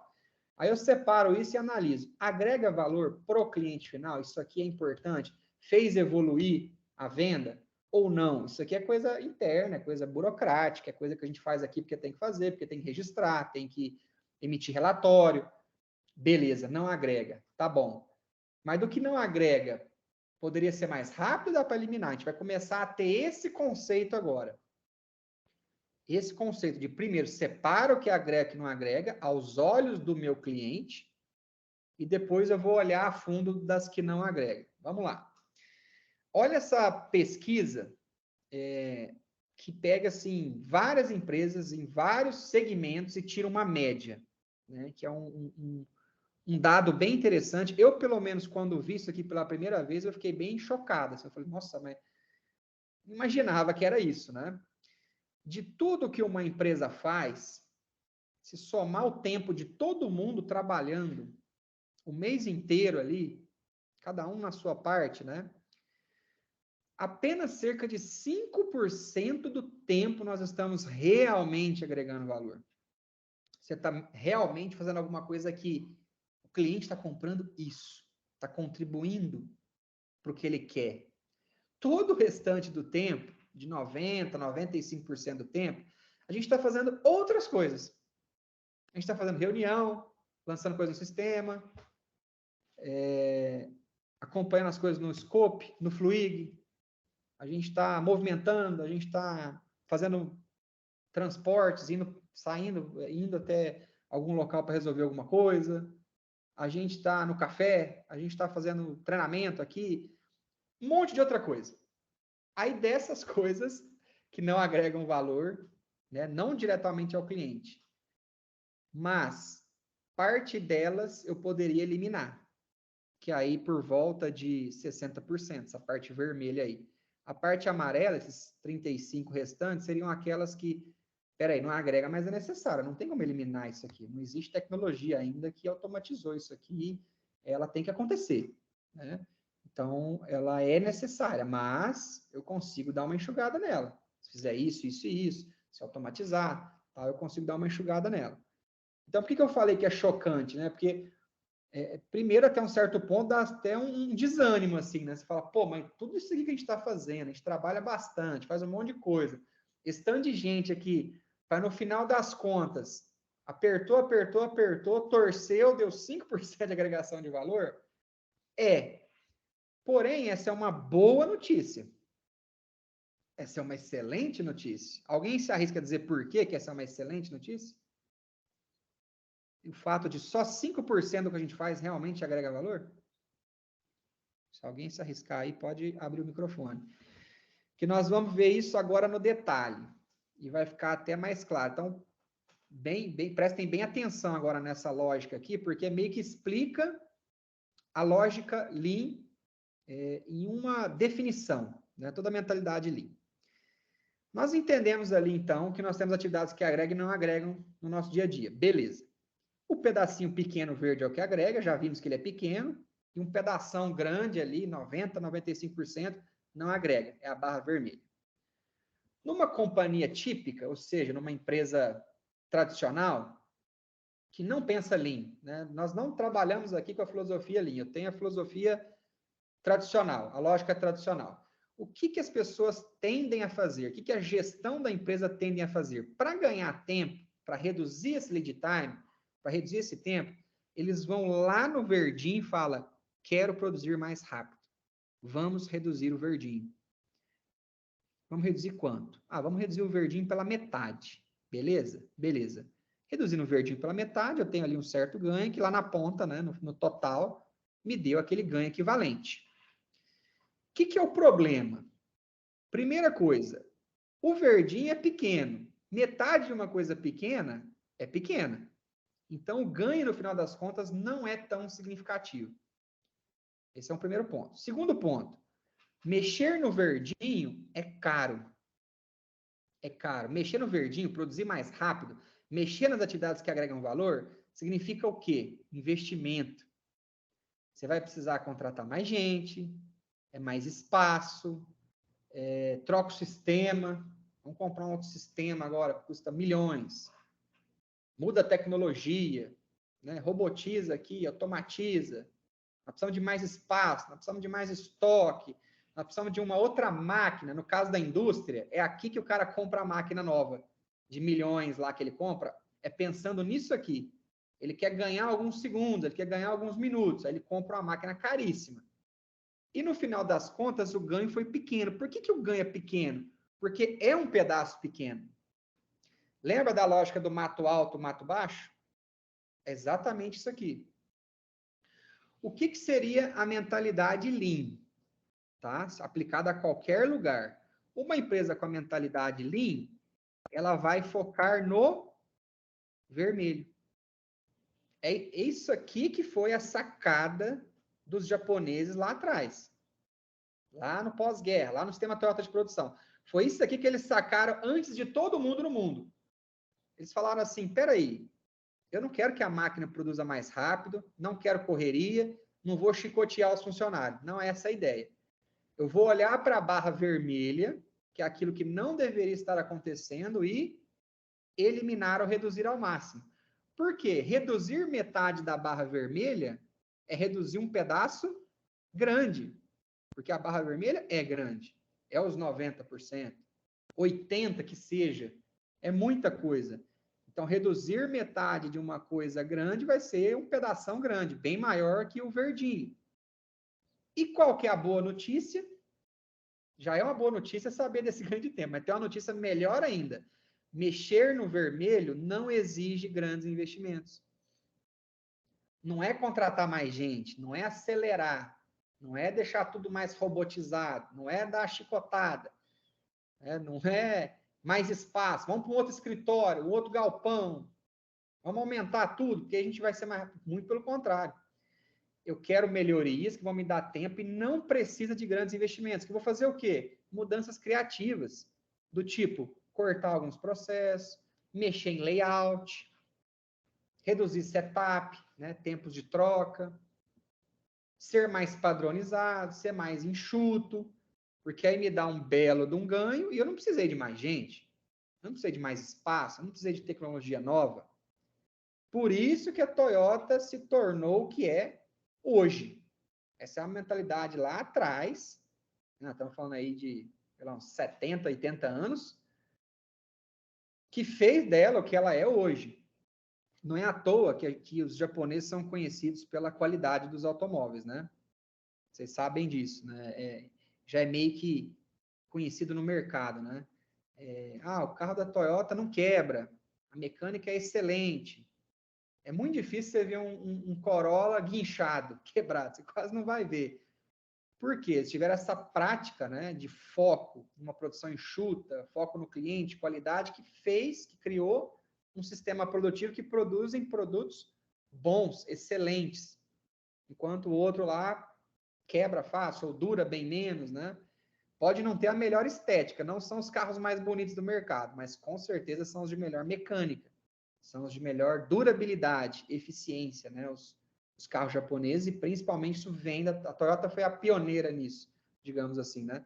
Então essa é a lógica. Quando a gente olha para o nosso dia a dia, eu não quero acelerar as coisas que já agregam valor. Né? Por exemplo, estou fazendo um faturamento ali. O faturar, para o faturamento, está agregando valor. Mas e as coisas que acontecem fora daquilo? A reunião desnecessária, o vai e vem de informação que não deveria estar acontecendo, o estoque, a espera, a falha de comunicação. Eu preciso de tecnologia para melhorar isso ou basta, peraí, para todo mundo, vamos entender por que acontece, vamos padronizar, vamos eliminar algumas coisas, que o processo vai ficar muito mais direto e mais enxuto. E para isso eu não precisei investir milhões, não precisei comprar nada. Foi pura questão de reorganização. Lembra quando o engenheiro da Toyota lá, o Taishi Ono, foi lá nos Estados Unidos, ver como que os americanos fabricavam? Ele falou, eu não posso me dar o luxo de fazer desse jeito? É isso que ele quis dizer. Porque lá a gente já tem pouca gente, pouco espaço, tudo é mais difícil. Eu vou ter que usar a criatividade. Por isso que ele olhava a máquina lá e questionava, por que a máquina está parada? Ela não deveria estar parada. Aí ele via as pessoas andando pela empresa e questionava, por que o povo anda tanto?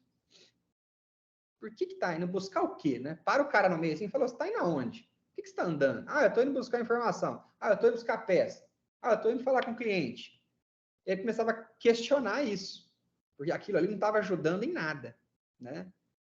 Muita manutenção. Pô, peraí, por que tem muita manutenção? Isso aí é tempo morto, né? Então ele começava a criticar isso. O cliente está reclamando. Por que o cliente reclama disso? O que a gente não fez, que demorou, que fez com que o cliente reclamasse? Onde falhou, né?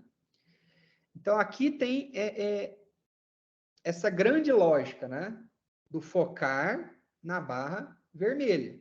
Todos os projetos Link vão nascer agora, mas os que já estão em andamento aí, essa é a mentalidade. Na hora que mapeou um fluxo lá, nós vamos procurar por essas atividades da barra vermelha. Por que elas estão acontecendo? E vamos tentar enxugar ao máximo, quem sabe eliminar algumas. É isso aqui que dá redução de lead time, é isso aqui que dá produtividade, é isso aqui que dá padronização e mais segurança para as informações. Entenderam isso aqui, pessoal? Alguma dúvida dessa lógica? Podemos passar para o próximo, né?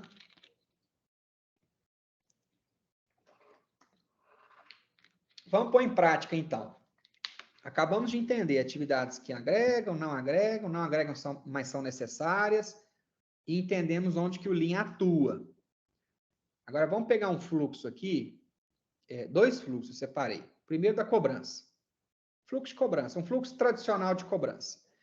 E separei algumas atividades inerentes a um fluxo de cobrança, como, por exemplo, procurar clientes inadimplentes, pedir permissão para dar desconto, emitir boletos, ligar, negociar com o cliente.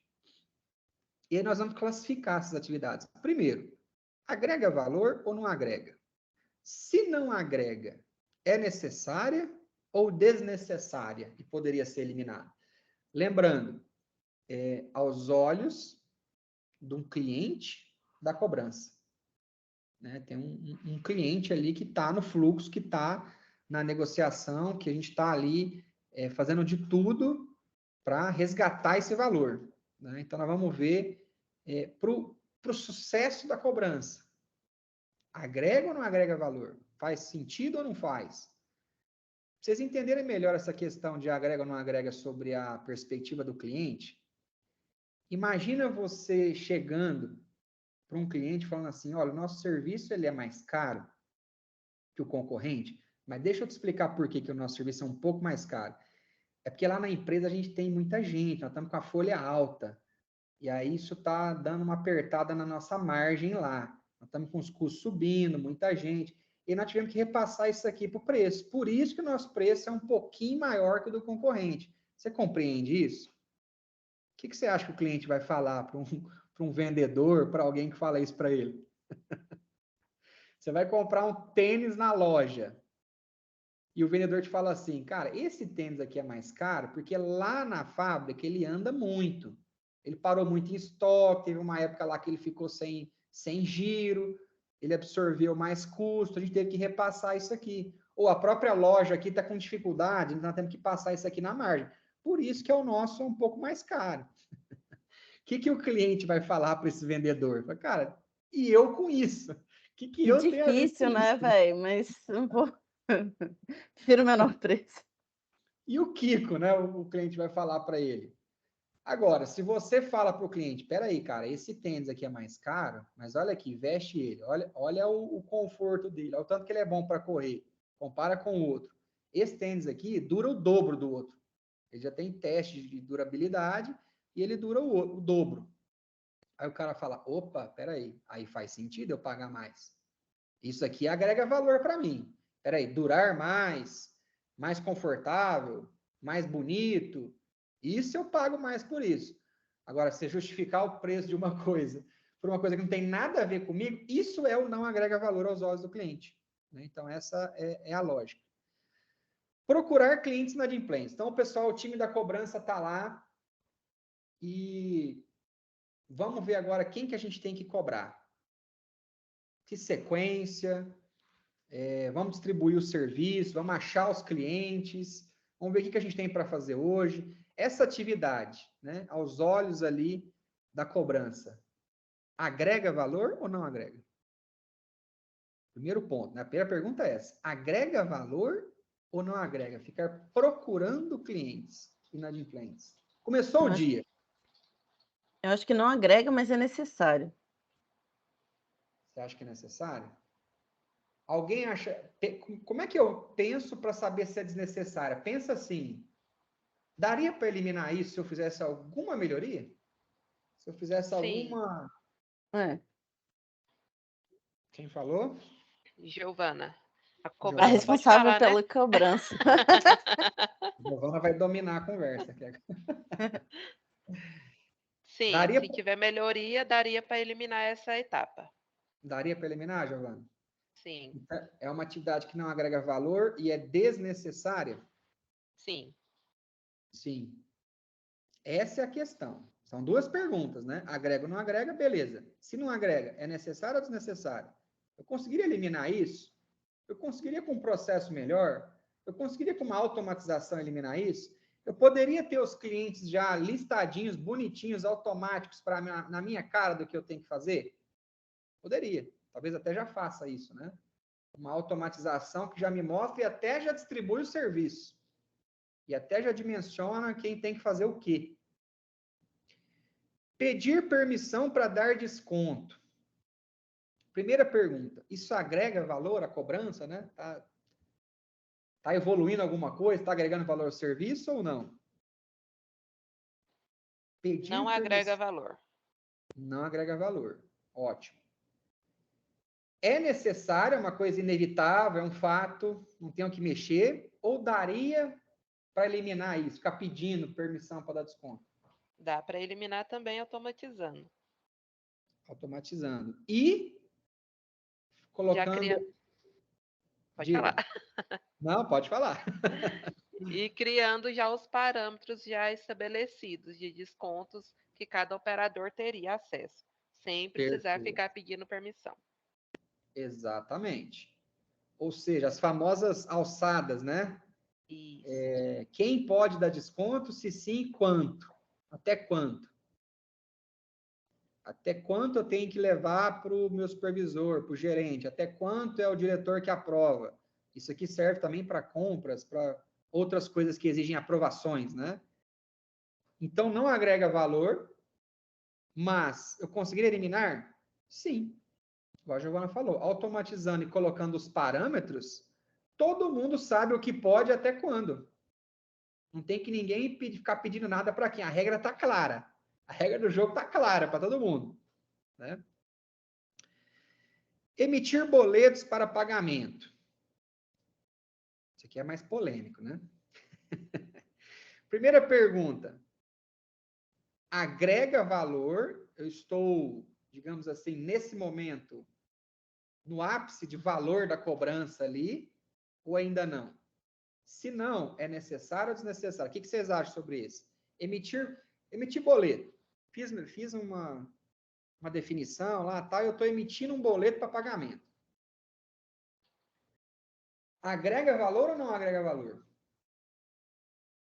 Agrega valor. Agrega valor? Alguém acha que não agrega? Não sei, é porque assim, hoje a gente tem como, assim, aí é a minha visão de cliente, não sou do cobrança. Eu acho mais fácil, por exemplo, eu só entrar num aplicativo ou então falar com o WhatsApp, uma URA da vida e tirar o boleto eu mesmo. A menos que seja tipo uma negociação, por exemplo. Ah, não, eu preciso negociar e aí tem um desconto no boleto, aí não dá para emitir automático. Mas até então eu, particularmente como cliente, eu prefiro só emitir sozinha. Uhum. Não sei se é nesse sentido, entendeu? Isso é um... Depende da etapa do processo de cobrança, entendeu? Em algum momento ele não agrega, porque o cliente é adimplente e ele pode entrar no sistema e ele pode tirar o boleto a qualquer momento que ele for tirando lá, que ele quiser mensalmente. A partir do momento que ele se torna inadimplente, existe um processo definido internamente que o nosso time de call center entra em contato com o cliente para realizar a cobrança. Nesse momento, aí sim, o call center ele emite o boleto para o cliente, concedendo desconto ou não, depende da etapa. Hoje o nosso processo ele agrega valor porque ele é automatizado, entendeu? Aí ele não há necessidade dele emitir se ele for adimplente. A partir do momento que ele passa a ser inadimplente e não paga a sua dívida, aí nós entramos em contato e nós emitimos o boleto para ele com aquela negociação. Uhum. Eu diria que para o cliente não agrega valor, mas eu acho que é necessário, principalmente se tratando de um inadimplente. Exato. O que foi legal dessa frase? Para o cliente, não agrega. Se você só olhar a cobrança internamente, né, sem a visão do cliente, mas eu tenho que emitir boleto, faz parte da função aqui, tá. Mas para o cliente, né, para o que ele quer, que é renegociar, ou parar, ou fazer um acerto, enfim, esse é uma atividade assim que ele está preocupado? Não agrega valor. Mas é necessário, eu tenho que emitir alguma coisa? Tem como eu cobrar o cliente sem boleto, sem aviso, sem, sei lá, o SMS, seja automatizado ou não? Não preciso disso. Por isso que é uma atividade necessária, mas que não agrega valor. Vocês estão vendo que agregar valor é um negócio puro mesmo. Por isso que é 5%. É o ápice do ápice da missão daquele setor. Atividade: ligar e negociar com o cliente. Falar com o cliente. Negociar a taxa. Ouvir. Isso agrega valor para a cobrança? Para o cliente, aos olhos do cliente? Isso agrega. Finalmente, né? Sempre que tiver contato com o cliente e fazendo a via de mão dupla, isso com certeza agrega. Exatamente. Lembra daquele exemplo que a Roberta deu no kickoff sobre ouvir o chororô do cliente? Você lembra até o termo que ela usou. Que pode parecer uma coisa chata, idiota, mas que agrega valor para o cliente? Porque Sim. ele quer ser ouvido naquele momento, é um momento de atenção, aos olhos dele agrega valor. E às vezes você deixa um cliente satisfeito por causa disso, porque você ouviu o chororô dele. Mesmo que dali... Diga. Não, é exatamente isso, né? Ainda mais que o nosso produto ele é produzido exatamente para o cliente, não é um produto para ser consumido internamente. Então, se a gente não tiver essa relação, esse contato, né, e ouvir repetindo, né, o chororô do cliente e traduzir. Eu digo mais assim, o chororô do cliente ele pode agregar também em melhoria de processo interno. Né? A gente souber ouvir e souber traduzir aquilo ali em melhoria de processo, porque é uma dor do cliente. Pode ser que o cara ele deve 10 e quer pagar 2. É uma coisa, né? Mas é sempre ouvir o cliente e entender o lado dele também. Ele, com certeza, a gente pode traduzir isso em ações de melhoria interna. Exatamente. Então, assim, é como se a cobrança, ela vive para esse momento, né? Para o momento ali de, opa, conseguir negociar e recuperar. O resto agora são as burocracias internas aqui. Eu vou ter que formalizar isso, eu vou ter que emitir o boleto, ou vai ter que entrar no aplicativo e gerar, seja qual for o meio. Tem atividades no meio burocráticas que são necessárias, eu posso automatizar, acelerar, tem algumas que são desnecessárias, mas o grande momento foi esse, né, da cobrança. Da mesma forma, um comercial. O grande momento de um comercial é falando com o cliente, executando a venda, captando informações. O resto, o comercial também faz outras coisas. Ele também anda para lá e para cá, ele também lança coisas no sistema, faz reunião, pensa estratégia, pensa... Aí, nesse tanto de coisa, tem coisas que agregam, aliás, todas não agregam, mas tem coisas que é necessário e desnecessário, que ele vai estudar ali na rotina dele. Mas eu quero eliminar essas coisas para ter mais tempo para vender, para ter mais tempo para dar atenção ao cliente, para ter mais tempo para formalizar propostas. Enfim, aí ele está no ápice, ele existe para isso, né? Como se eu isolasse ali a missão do meu setor. Eu sou do marketing e meu grande objetivo aqui é captar leads. Tudo que eu fizer que está captando leads, agrega valor diretamente. Tudo que eu fizer que apoia isso, não necessariamente agrega valor, mas apoia isso, opa, não agrega, mas algumas coisas ali afetam ou não. Então, vai muito de cada fluxo, de cada função ali dentro. A gente tem que questionar isso, né? Eu entrego qual o valor mesmo? O meu setor aqui, ele existe para quê? Se ele não existisse, o que não teria na empresa? Né? Essa é uma boa pergunta. Por que eu existo? Se eu não existisse, o que não teria? Porque se a resposta é, se eu não existisse, nada aconteceria. Então, o setor não precisa existir. Então, ele não tem função nenhuma, né? Como existe ali, ele tem alguma grande função por trás. Vamos lá. Um fluxo de compras. Pensa num fluxo de compras, tá? Pode ser compra de qualquer coisa, assim, coisas com estoque do administrativo, para coisa de obra, suprimentos aí que vai para outro lugar, enfim. Eu tenho algumas atividades aí. Ir no estoque, ver quanto tem. Sabe aquela questão assim de eu preciso ir lá ver. Eu vou fazer compra para o supermercado hoje. Deixa eu ir lá na despensa, ver como é que está o material de limpeza, como é que está o arroz, o feijão, para ver se eu vou comprar esse negócio hoje ou não. Imagina isso agora no mundo empresarial, né? ir no estoque ou ligar para alguém e falar, fulano, como é que está aí esse estoque? Isso agrega valor? Primeira pergunta. O compras existe para isso, para fazer essa atividade? Ir lá e ver Eu como acho que não. Se tivesse isso no sistema, por exemplo, não, se tiver tanto de item, desse item, tem que comprar, tem sei lá, um alerta automático. Não precisaria ir lá e olhar. ABC. uma curva ABC, exatamente. Ou seja, não só não agrega, como também é desnecessário. Eu poderia eliminar essa atividade, ter que ir lá ver, ou é uma coisa, um fato da vida, inerente ao processo, sempre a gente vai ter que ir lá ver. Não. A Luísa deu um exemplo aí, eu não poderia olhar isso aí num sistema? Eu não poderia, desde que seja confiável, né? E aí tem todo o processo de entrada e saída, tem todo um processo de acuracidade. Mas eu poderia disparar automático, via ponto de reposição, fazer a curva ABC.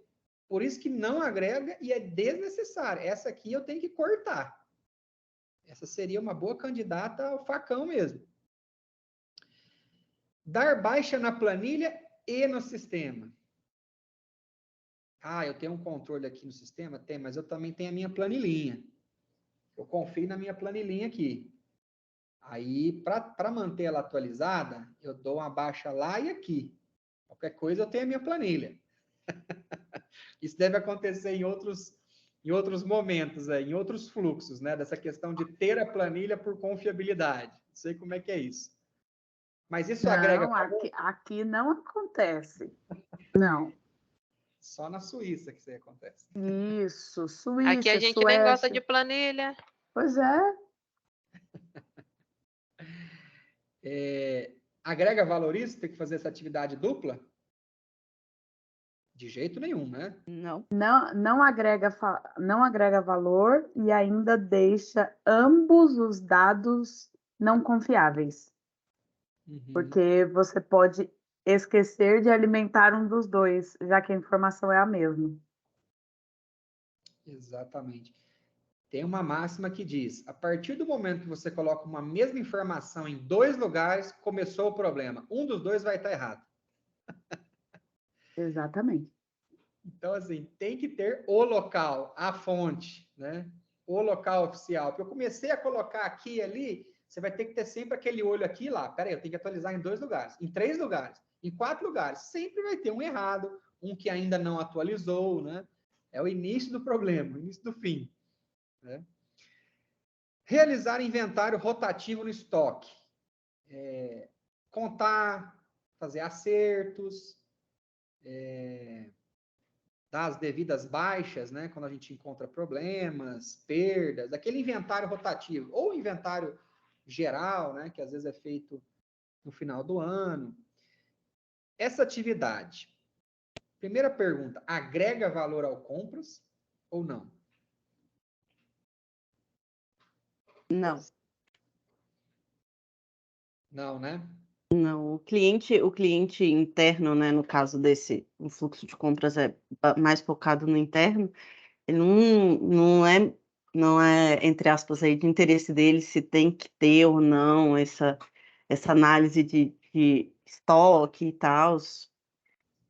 Para ele é, entre aspas, aí, indiferente isso. Exatamente, irrelevante.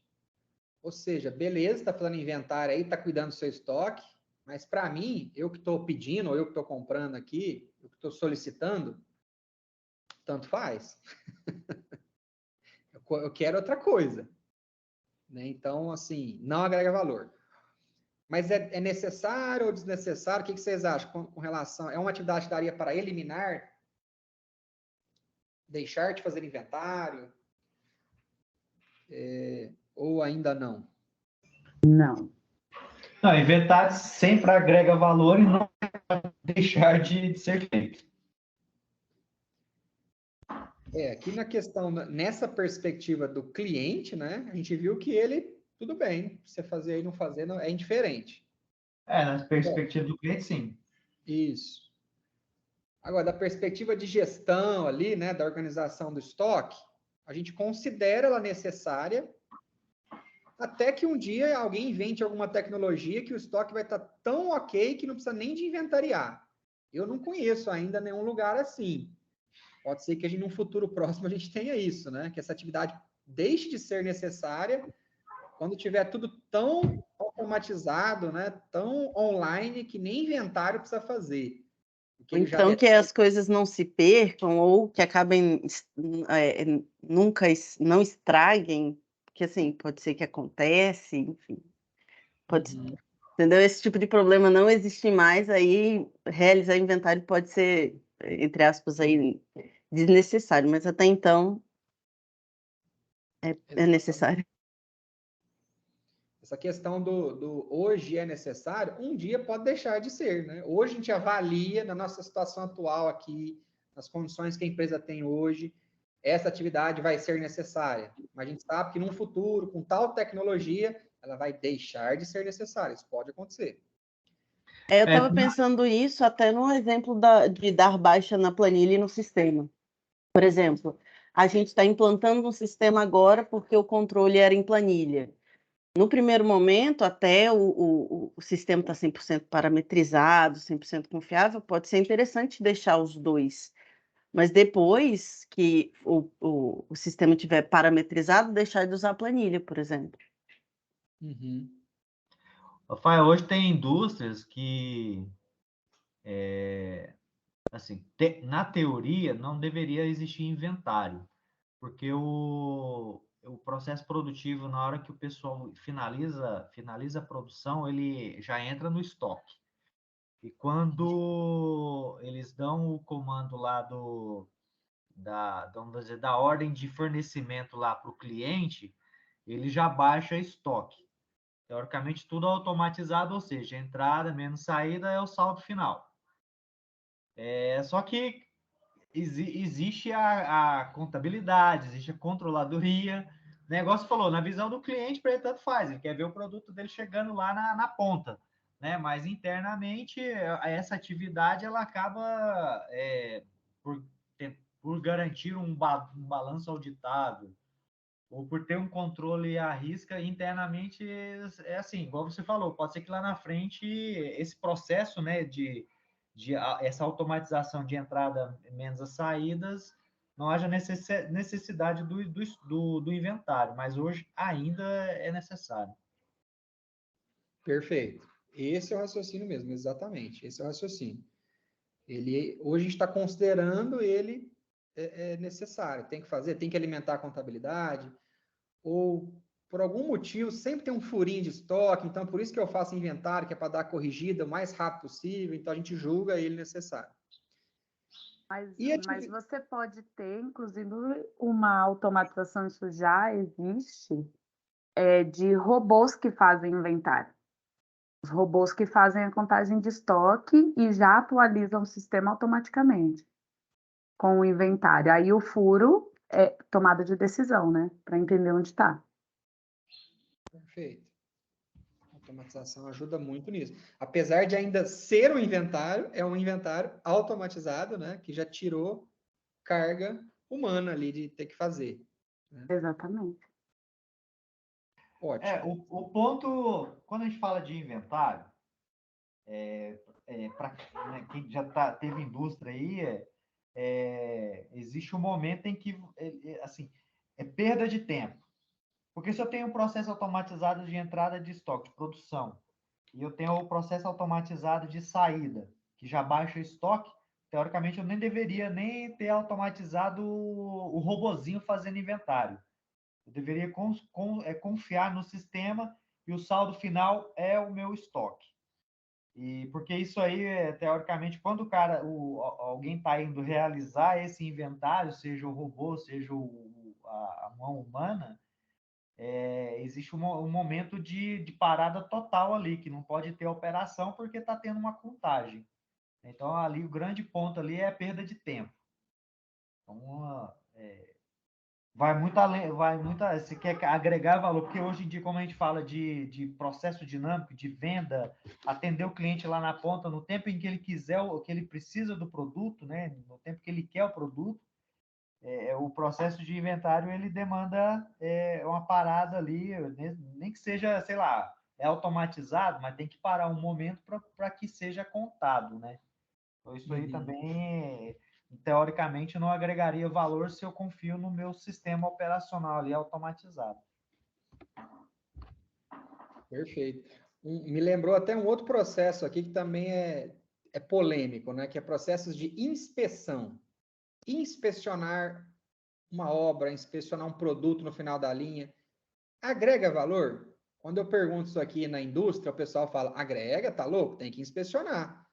Mas peraí, para o cliente, pensa bem, o fato de você ter inspecionado 1, 12, 13 vezes ou não ter inspecionado, agregou valor para ele?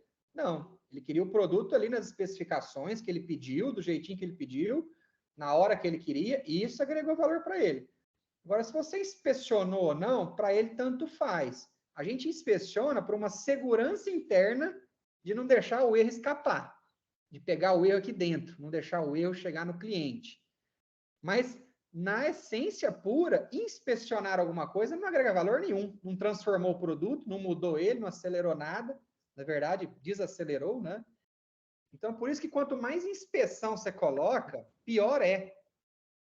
Se você colocar assim, no seu departamento aí, né, quem tem time, falar assim, ó, tudo que você fizer, chega para o colaborador e fala, tudo que você fizer, você me passa que eu quero auditar, quero inspecionar o que você fez, saber se está fazendo com qualidade ou não.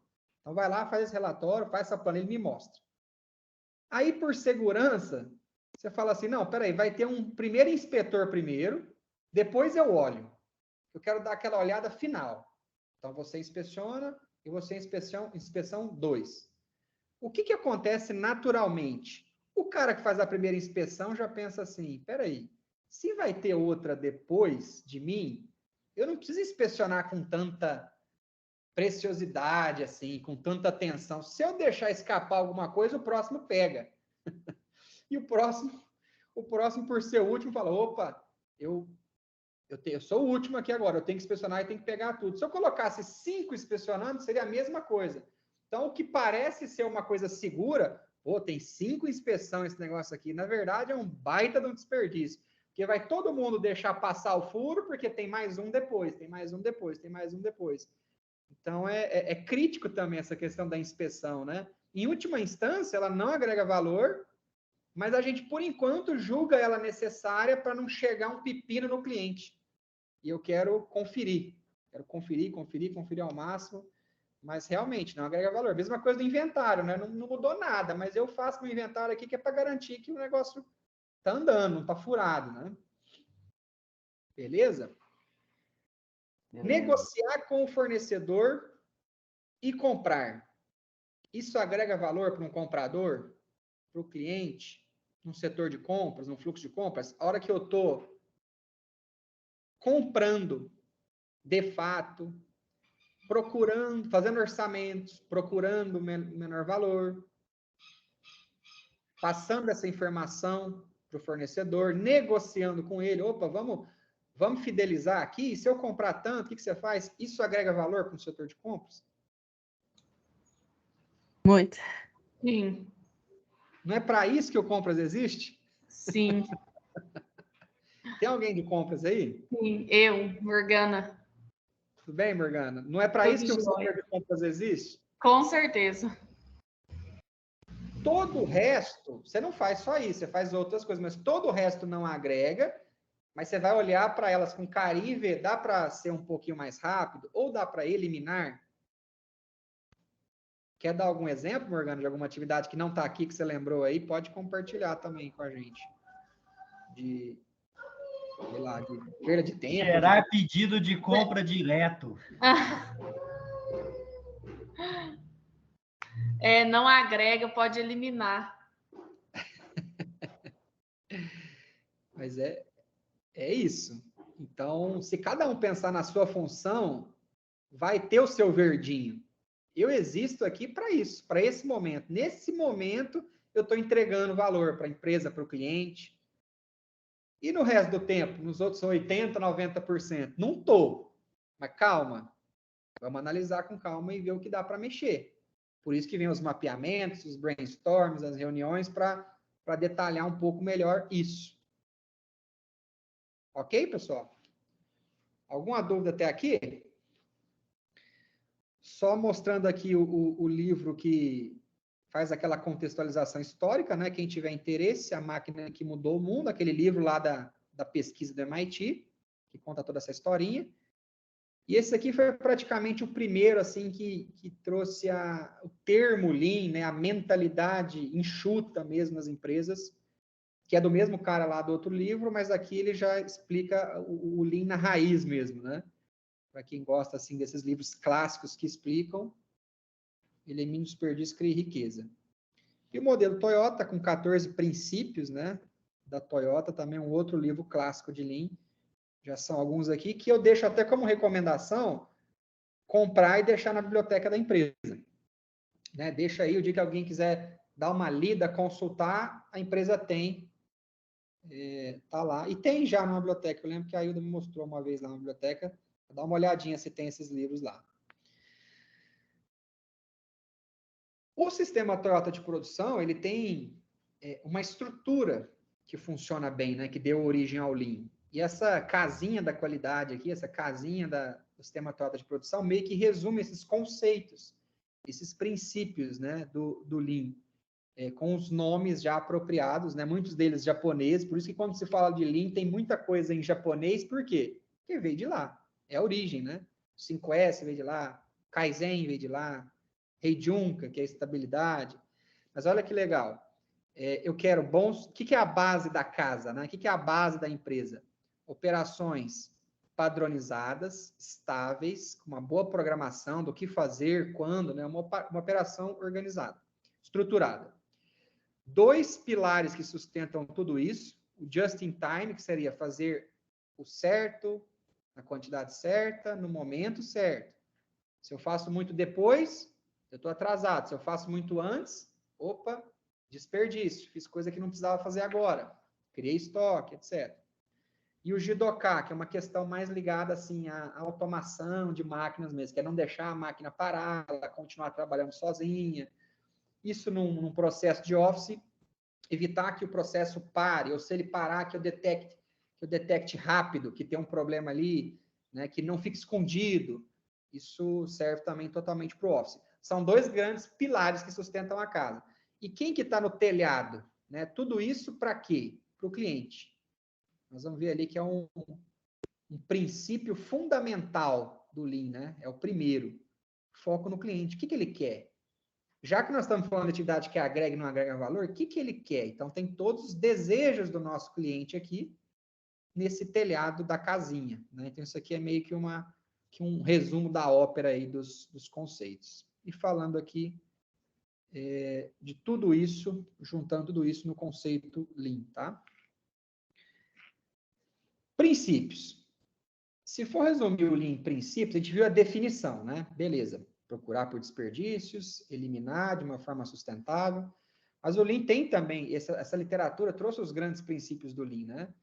Que é, primeiro, foque no que é valor para o cliente. Segundo, identifique o fluxo, ou seja, como é que as coisas são feitas nessa empresa para chegar nesse valor final, para entregar esse valor. Terceiro, fluxo contínuo onde der, sempre que possível. Quarta, lógica da puxada, famoso Kanban. E quinto, caminhe sempre rumo à perfeição. Ideia de melhoria contínua. Nunca está perfeito, mas eu posso melhorar.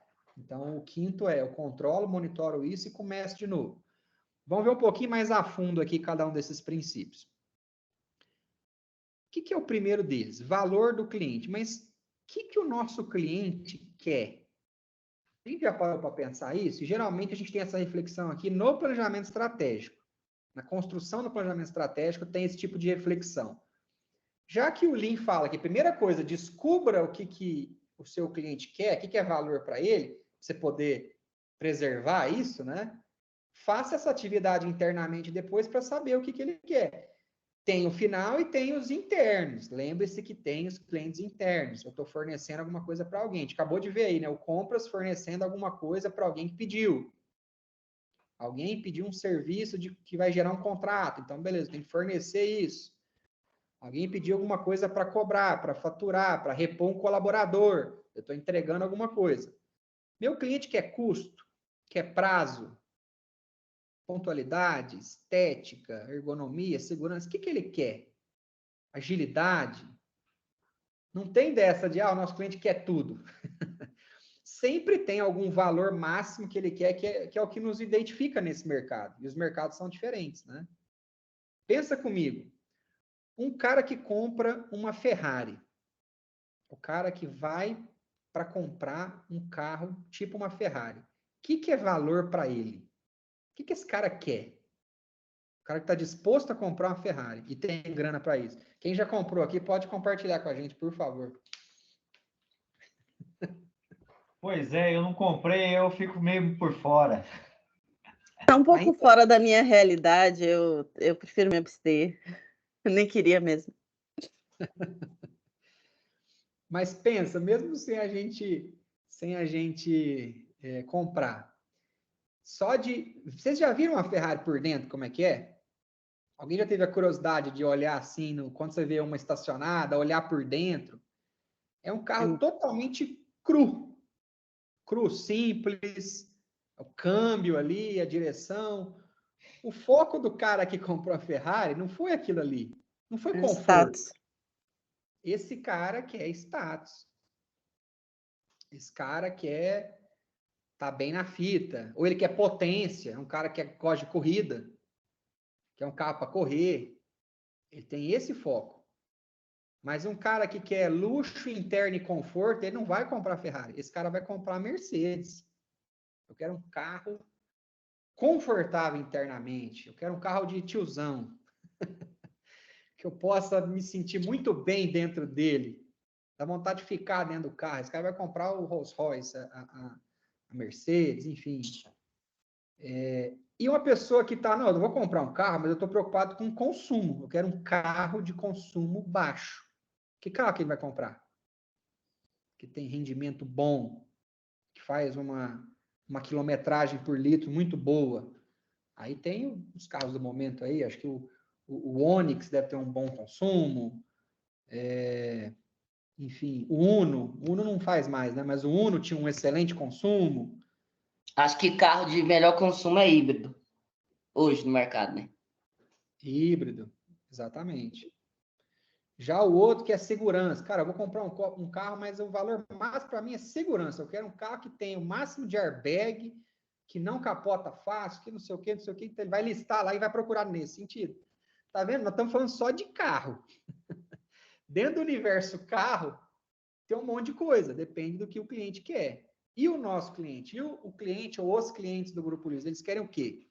Eles estão preocupados com prazo? Eles estão preocupados mais com qualidade? É o atendimento? O atendimento tem que ser fenomenal. É isso que segura o cara. É aquela pergunta que é boa também. O que deixaria de comprar da gente para comprar no concorrente? Se isso aqui falhar, esse cara não vem aqui mais. Ele vai no outro. É um forte indício de valor, né? Quem trabalha com commodity está preocupado exclusivamente com preço. Então, isso é valor. Pô, o menor preço aqui ganha. E, às vezes, nem tanto a qualidade, nem tanto o prazo. Não estou preocupado com prazo, não. Estou preocupado com preço mesmo. Entenderam a lógica? Por que isso aqui é importante para o Lean? Porque lembra que o Lean vai atacar o que não agrega valor? Então, uma vez que você descobrir isso aqui, você vai para o segundo passo lá, que é identifique o fluxo, mapeie como é que a informação percorre, para eu poder atacar o que não agrega. O que agrega eu deixo quietinho. Eu não mexo, pelo menos não por enquanto. O Lean vai cortar o mato alto. Né? Rafael, vamos dar uma pausa agora de uns 10 minutinhos? Vamos, eu vou só terminar os 5 passos, mas é agora mesmo. A gente já faz, só para pegar esse embalo aqui.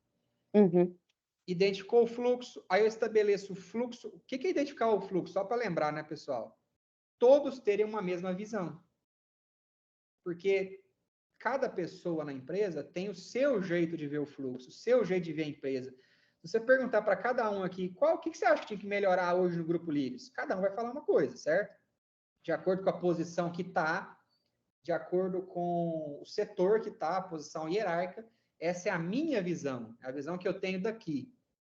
Eu quero identificar um fluxo que eu tenha não só essa visão departamental, falamos bastante isso aqui também no kickoff, né?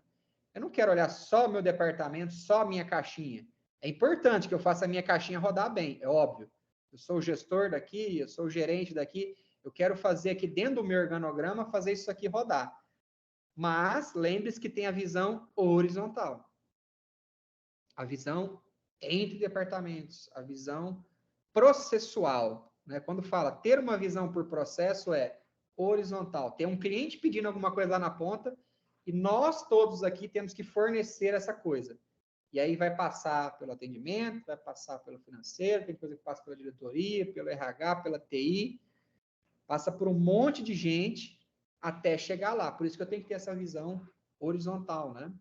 Todos tendo a mesma visão. E é por isso que existe o mapeamento de processo. O mapeamento de processo é, peraí, vamos ver juntos como é o fluxo. E não como cada um acha que é.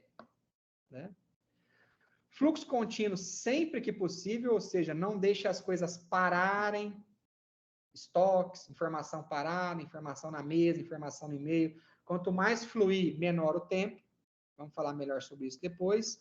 Se eu não consigo, eu faço a lógica da puxada, a lógica do Kanban, que eu só forneço o que o da frente me puxou, me pediu. Aquela questão ali que foi falado, né, de, o compras poderia comprar via ponto de reposição, bateu o ponto de reposição, compras compra. Isso é uma puxada. O mercado está me puxando, né? E caminho rumo à perfeição, ou seja, ter isso no dia a dia, ter isso na cultura. Tá bom? Beleza. Vamos fazer esse break, então. Quantos minutos? 10, 15? Uns 10 minutos. Beleza, então. A gente volta por volta de 10 e 12, 10 e 13, beleza? Beleza. Beleza. Até daqui a pouco, pessoal. Tomar um café.